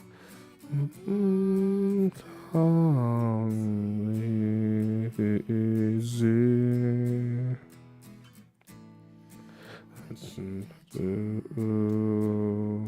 I'll put this one in chat too. This is a great cover. Gone. The DMC. This is a cover album of a track that literally no one even MBV cares about. If they DMCA me, I'll actually be glad to give them the money because that means they still have the rights to this cover and feasibly could make something new as this band. But Vanilla Swingers, as far as I'm concerned, is a defunct group, and I am sad every day because the channel is only comprised of 2 Mighty Bloody Valentine covers, and the rest of them are just random like shows they went to or like acoustic. It's weird, or like a mashup. There's like it's weird, and they had. Let me read this shit. This was an EP of 6 My Bloody Valentine songs played unplugged, just vocals or 2 or 3 acoustic guitars using the same keys, tempos, and basic arrangements as the originals. And then you click on the Bandcamp link, right? And guess what? It's fucking gone. It switches you back to to their album, which is I need to listen to their album. I guess it's probably pretty good. But this was like an album from 2008, and it's not even like So then LP, that's pretty cool, but their EP is gone. It's fucking lost media, and they don't have it because I remember. I don't know if I emailed them. I think I might have. I used to do a lot of stuff like that back then. But specifically, I remember looking at the comments section of someone and like, oh, where can I find this? And like, we lost the tracks or we lost the fucking thing, and I'm gonna cry. I'm gonna fucking cry.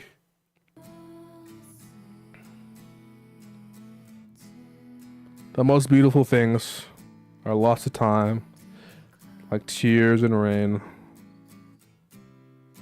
Is the only one. Don't.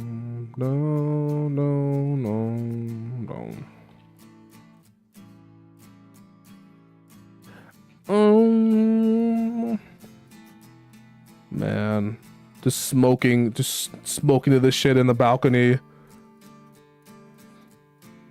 Yeah. Machine Gun Kelly is annoying. Watch out, mediocre artists. They keep trying to clean their relevance. Yeah, basically like that. You guys are weird because the issue with shoegaze is that God, I love this song.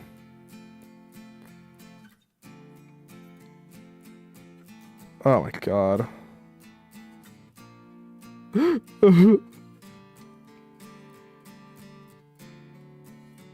Why did this get lost? What others? They didn't even have a list of what song they did.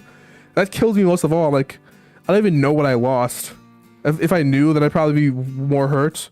But in this case, I feel like I'm more hurt by not knowing. Cause like they could have had a cover of "Who Sees You." I wish I could play guitar. I need to learn how to play guitar so I could remake it.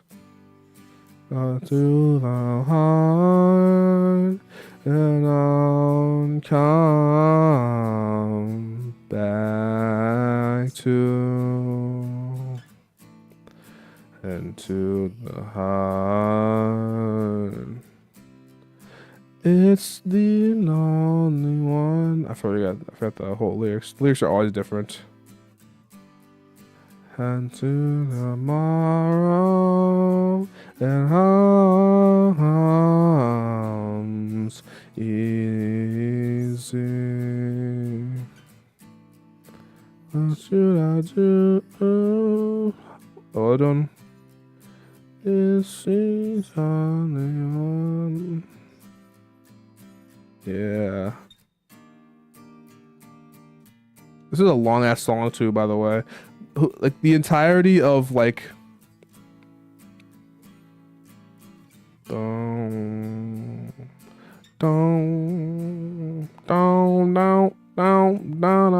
yeah, I don't know what to say. Did they do recording about $500? Just get a fucking mic, and you already have a computer. Well, you already have a mic, get a computer, you already have a guitar. Yeah, all you need is the audio interface. Well, actually, I think you have a guitar, don't you? Yeah, you were playing it the other day. You have a guitar. So just do that. Get an audio interface. I got mine from a pawn shop. And you hear me right now, so it functions.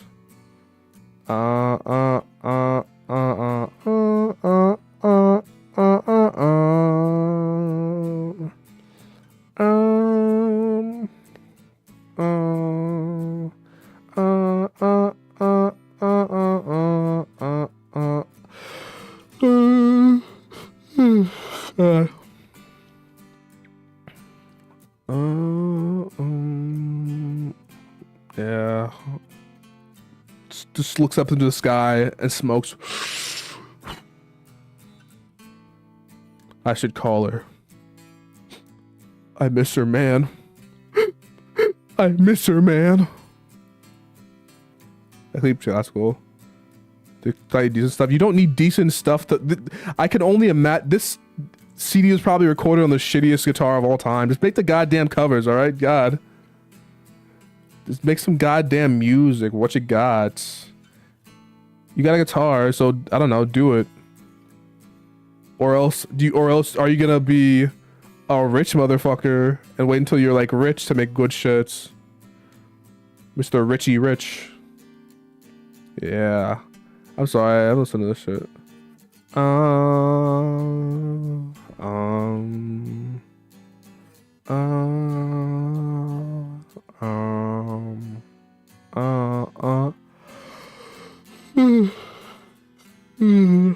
was recording my phone. We'll just do that. You can just record the. You remember Shiloh Dynasty? Oh God, I don't know why I'm playing this song in its entirety. But also, again, if Vanilla Swingers DMCA's me, I'd actually be kind of hype. Because I'd get a chance to email them. I'd have their contact email. I'd say, upload the fucking album again. And then I'll take the stream down. Yeah, it's probably the most attention they've gotten since this cover. They've got copyright. It's a cover. I don't know. Weird, dubious situation. Gray area. Yeah. Let's do it again. Into your heart and I'll come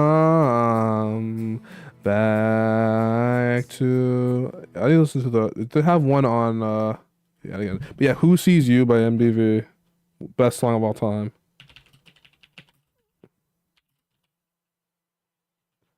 I think there's a fair argument that yeah, no, I think MBV is like actually better than Loveless. And it's not even close. Like Loveless is like a 9, like a maybe a high 8, low 9. And then MBV is like a high 9. If the second track had like it was a little better, it'd probably be the easiest 10 in the book. I don't know. But I just, listen to it like from front to back is just not as they show a lot of these covers of Who Sees You they're all like, you know, guitar covers, like, you know, going over the original thing. Yeah, some of them I wish there were more covers of the song in general. But a lot of them are just like, you know, the kind of covers that are like you know, they play over the song. Oh, by the way, there's this one song called New Song 2 by My Bloody Valentine. Holy shit. New Song 2, there is also a cover of it. This cover, oh my god. Don't. This is the best fucking cover because New Song 2 isn't even a song yet. It doesn't have a title. Yeah, the live show, oh my god. Listen to this. The cover of this is insanely good. Fucking insane.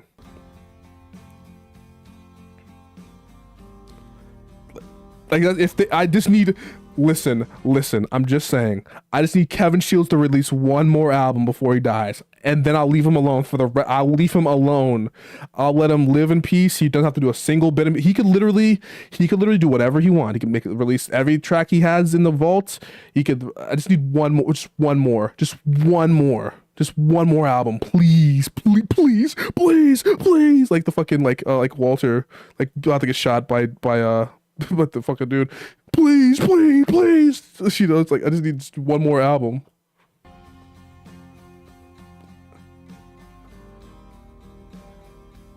This track is insanely good. Like if it sounds like that might be the 10, the My Bloody Valentine 10 out of 10. Actually, you know what? Loveless might be a 10. I don't know. Why can't they all be 10? Why can't two batches bitches get along? They'll all be 10s, except as in anything. That one is just okay. I think it's like a 7, maybe an 8. Numbers don't matter though. Vibes matter. God, I love My Bloody Valentine. Yeah, they're both 10s. Two bad bitches can cooperate. Two bad bitches can lay together and make out because I'd be God. No, I'm a bad bitch. Nobody's a bad bitch. We're all bad bitches. Anyway. I'm a bad bitch. You're a bad bitch. We all bad bitches. Anyway. But yeah, long story short, yeah, so you got that track. I just stopped talking one day. I should go to bed soon. I gotta go to work. I fucking love My Bloody Valentine though. Love.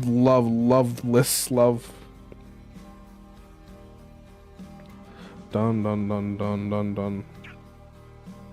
It was like, that's weird. And the only other thing I have on it, yeah, is the live one. New Song 2 MBV. Yeah, because there's like there's that cover which is strangely accurate. There's the cover. There's a couple of live recordings, maybe like 2 or 3. And then there's like the little snippet of the studio version at the end of the Kevin Shields like interview we had, the Joy the guitar riff or whatever, which I'm gonna pull up now. I can't show you any of this by the way. There's the other one. There are like 2 of them. You like here? Nearly solely to the job. I couldn't play guitar without this. Oh, there's the other one. Sorry. This one. People had lived with it for 4 or 5 years by that point. Then it became apparent that it definitely established this idea that you could barely hear it. Like a guitar. I remember very much this. Be Michael Jackson. I loved the fact that the Velvet. Like you hear it below.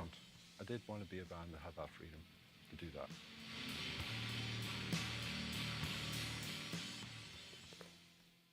That has to feed. This came out 5 years ago, by the way. I can only imagine the people who had to live like 20 entire goddamn years wondering, what if there's another My Bloody Valentine album? I've been listening to Loveless back and forth for 20 nonstop years. What if? And like the thing about it is that I just like it's just like like Nirvana, right? It's like all I need is a trilogy. I just need one more, and I could make it work.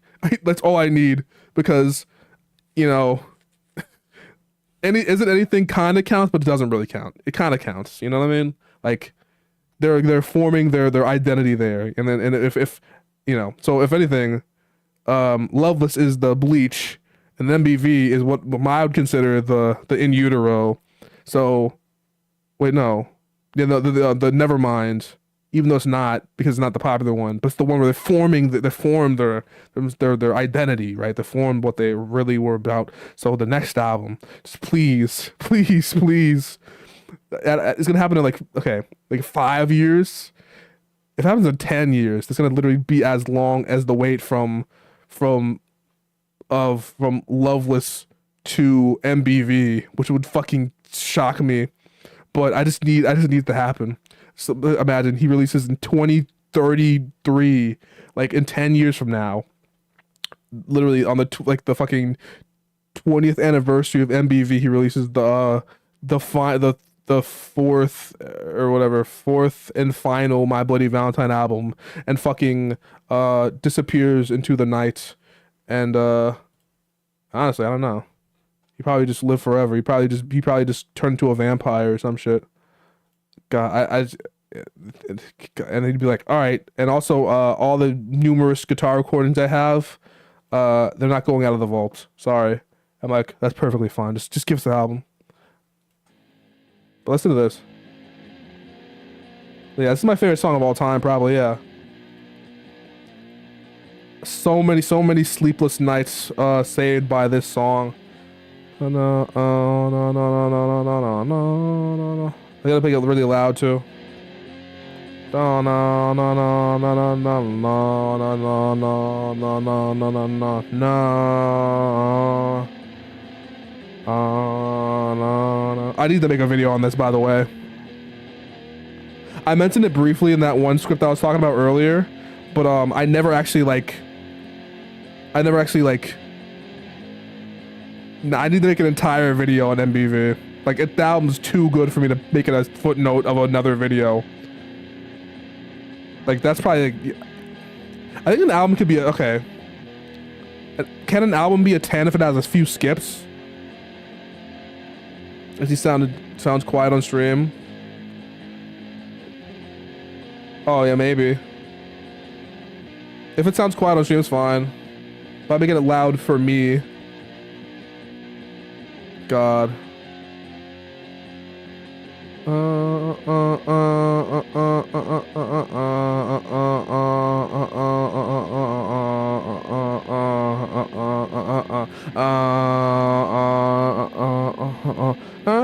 know, I'm sorry, but yeah.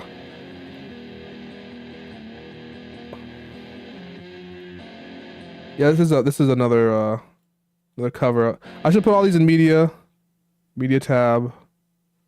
Put them in here because if someone watches the stream bod back, they'll be like, oh man, Maple's so cool. They like My Bloody Valentine like every other music nerd. Wow.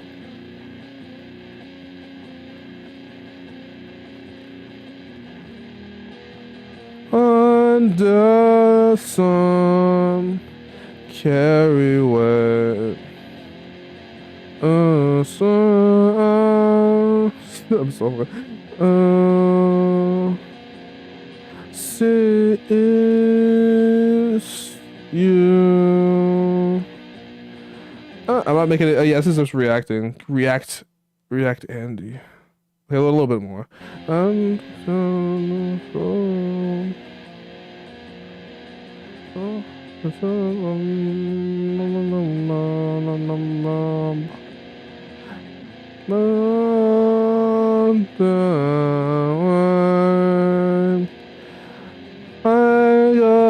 Goodbye. Do what you do, and I'm coming in soon. Yeah, I'm a bad singer. I should sing better. Sing better. There he goes. I love this fucking song. Yeah, I fucking love this track. Oh yeah, I should show you my new songs I'm working on. My new beats. I should okay, hold up. Real quick, before I end the stream, which I'm gonna end the stream soon because I have to. Can't be here forever. Gotta end for something. To show my shit. Ooh, is that the art book for Breath of Fire?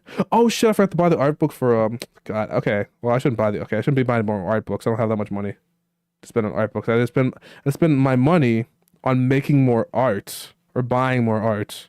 So I got my own art book, and I use that money from the profits of that art book to buy even more art books, and also a house, so I could fit more art books in my house.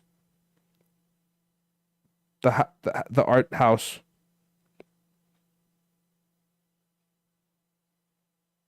Yeah.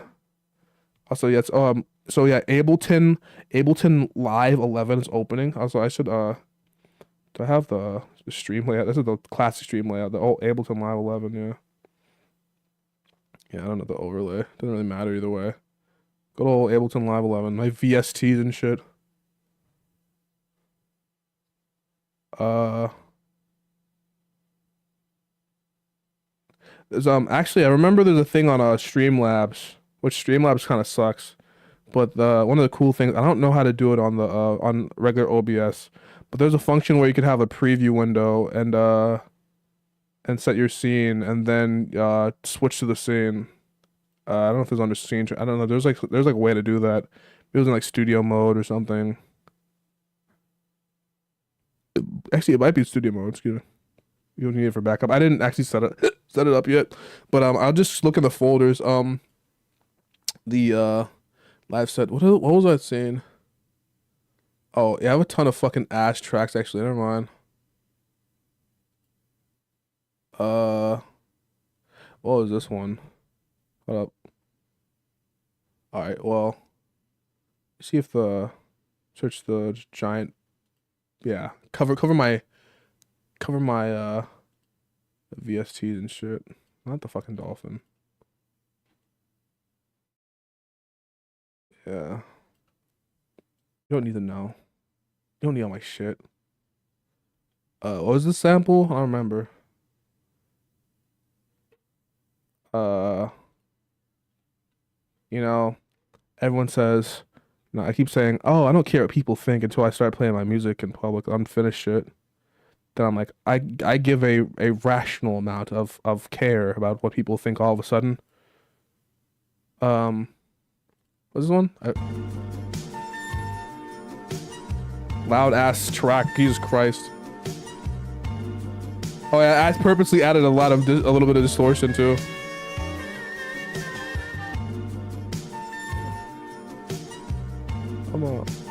That's.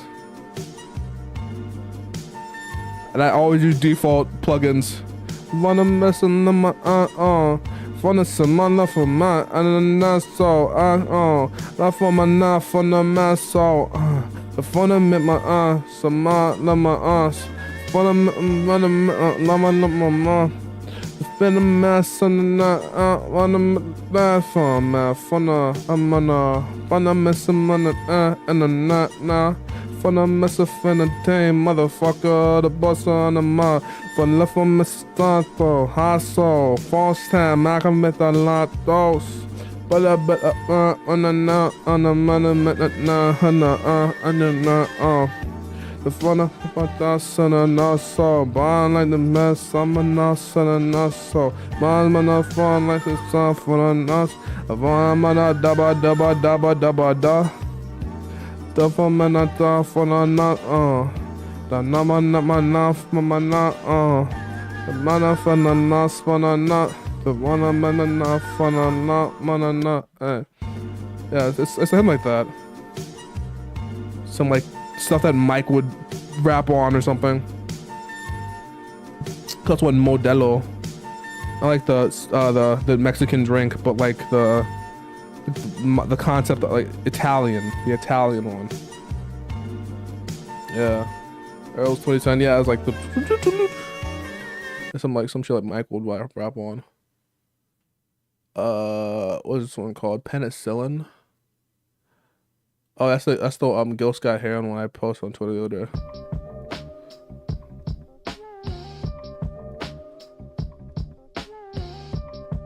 Yeah, this one's okay beat. I think it gets better later on actually. This stands Yeah, I like the thing. It stands out on like a One day, not another. Hold up. I'm sorry. He's another like a creature from another time. Yeah, I'll do that for shit. No, add less, and then add more if you need it. Hold up, yeah. Arrangement's easier when you do a vocal track over some shit. Because I didn't know how to arrange shit either until I realized like rapping is hard, so you need a chorus because you don't want to rap all the time. So you're just singing shit over it. But this, whenever you have a track like this, which like some Earl Sweatshirt sample flip shit or like something Common to rap on, literally Common rapped on a beat like this by Kanye.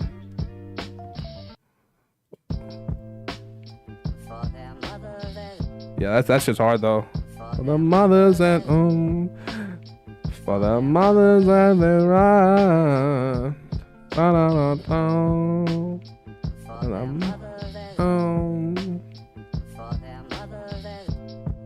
Yeah, I know.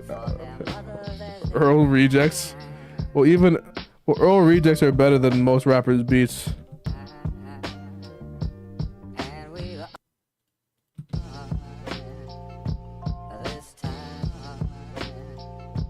That's a good one.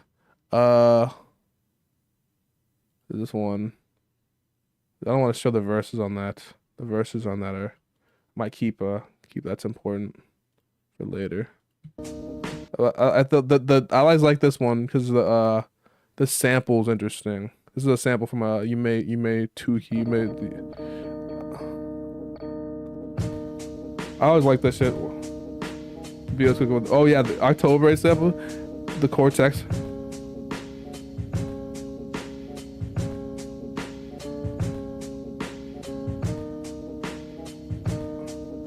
So I'm convinced I can sample anything now. This is like the one up with the my Tata Monster. One of I could rap on this shit for like years. Fun for my side now song the for my answer from the and then yeah, so it has the same thing.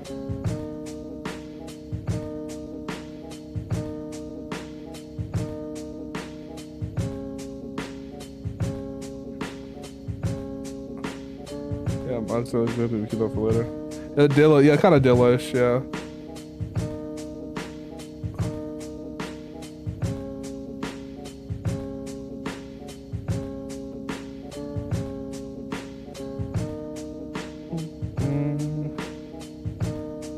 And was I cooking? Was I cooking? Am I the best producer? Am I the next up producer from well, this part? Yeah, I need the Moog bass. I need to learn how to put bass lines. That's my big weakness.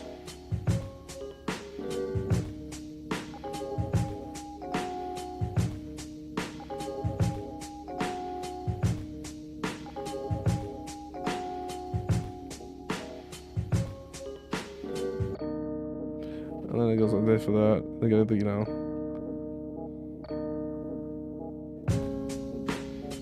yeah. That's the thing, is that's the bass line of the scale of the sample. That's a good idea. Just added the bass line to scale. I did that one time and I forgot how to do it. Like I forgot to do it again.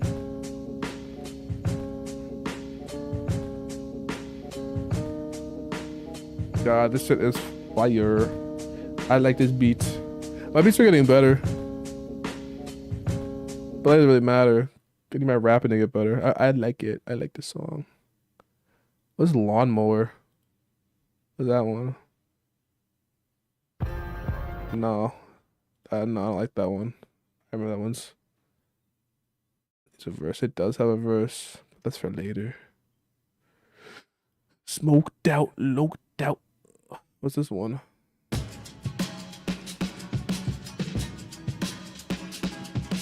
I've been trying to flip that sample from that one Brazilian album. To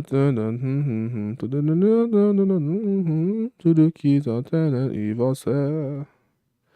There's that one. Oh, there's that one Earl, another Earl sound. That's some shit Westside Gun would rap on. This some shit that Westside Gun would rap on on like the second half of an album. Boop, boop, boop, boop, boop, boop, boop, boop, boop.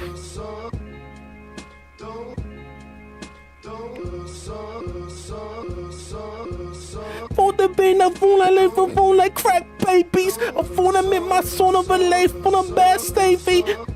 I out for man, my phone, I make my safeties. Wanna be my phone, got Chanel to the rabies. The phone of in my top phone, by the fit my top for me, for my pet though, plavity my tattoo, for the be my tattoo, bacon bullet on his chin like a look at tattoos, phone the pop. Like she always says things like that. My little big fly got it up for the bullet bit I said too, for the be my tattoo, the on the best and then my tattoo for the big up. What that burn like, and then he, I don't know how to connect the parts. I need to change that. He also has like mock Hamirs, like Stove God cooks like unavailable like Dane for the Did the cooking in the kitchen till it's black tongue. More vanity, gonna sing, get your chain tucked. Blow us in the same tuck. Blow the till it blow up. Blow the vim, I seen it on the bean. And I dosed up. Blow from the bed in my. Don't it like it's dosed up. Born the vin, I wanna lick the phone. And I dosed stuff. The phone of them, I take the test, that's it. Cooking up the gas till it's like a gas casket. And it's like, for the vein, no blowfish. Don't it vein, I blowfish. Oh, the vein, I know fish. So like some shit like that. He has always have some shit like that. I don't remember that. That was a pretty good beat. There's also this one. I remember showing this one earlier. I don't like showing the verses until the track is done. Boop, boop, boop, boop. Yeah, I remember that. This one showed louder shit. I remember that one. I think the first time sounded good. I need like, I'll just say this shit for like a album. I might never put this out now that I'm showing out. Now they're all gonna be unfinished forever. It's all your fault for saying yes. They're gonna be staying in the vault.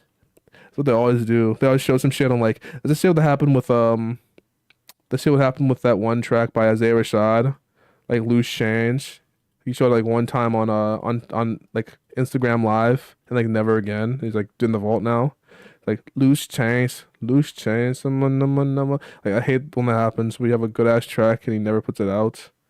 It's not even like that shit doesn't even need a sample. It doesn't have a sample. Like if with sample clearances, it's like just trying to extra. I get it. I'm gonna remove the beat switch. Give me a fucking break. But also, doesn't it sound hard though? I would make it a little long. It was actually a little longer. I cut it down. Like it was actually an entire verse. It was like it was like fucking like how many bars? I think it was like at least two. Yeah, like around 2 of these, maybe even 4 of these. But I cut it down because I was like, I don't really need the rap on all that. Honestly, I don't even need the beat in the first place. But I think I wanted to make a trap ass beat and see if it worked with a snatcher sample. Cause who the fuck? I forgot that fucking 808 too. This is from the Gillian's apartment. I just need to do it to see if it works. That was the first part of the beat I made though, just to see if I could. Yeah. God.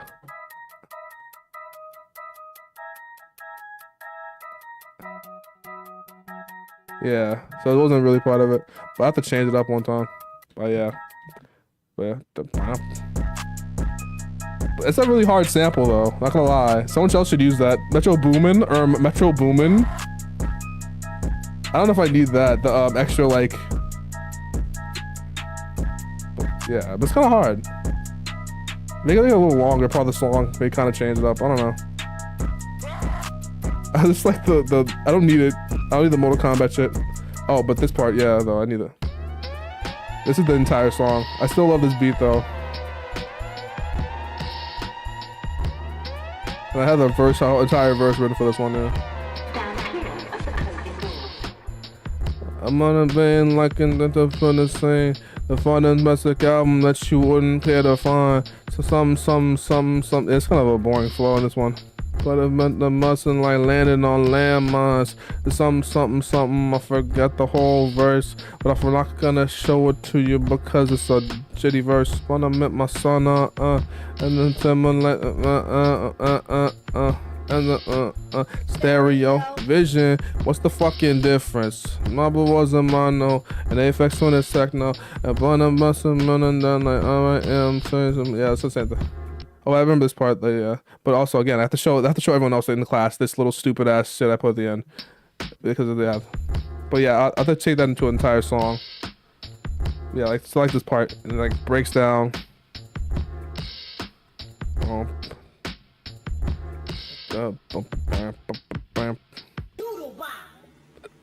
Mignon. Yeah, I have to show it off. All right, I'm done with the stream now. Yeah, I know the stream now. That was fun. Yeah. Also, that character's an imposter. She's not Maple. Go on, talk about more music stuff. God, I still love that character though. She's attractive. I think I should make all of my characters attractive from now on. Even the ones that are supposed to be unattractive. They'll all be attractive. Also, I have heartburn, so I gotta go. That Pan from Dragon Ball G2. Yeah, it is Pan from Dragon Ball G2. I need to commission Yui more. I need more money. Give me money so I can give money to other people who you don't know. I start making a Patreon. What happened one day? Yeah. Wait, does this shit record automatically? Oh, it doesn't. Anyway, bye. Thanks for watching the stream. Usually people at the end of streams, they say like, oh, next time I'm gonna stream this video game because I have it planned out, and you know, I don't stream much on YouTube, right? So clearly, you know, you're new here. You don't know my long history on Twitch because it's not archived. Only a small bit of it's archived because I don't really think it was that important enough to archive, especially on my slow ass internet speed. But if you don't know, I don't know what the fuck I'm doing.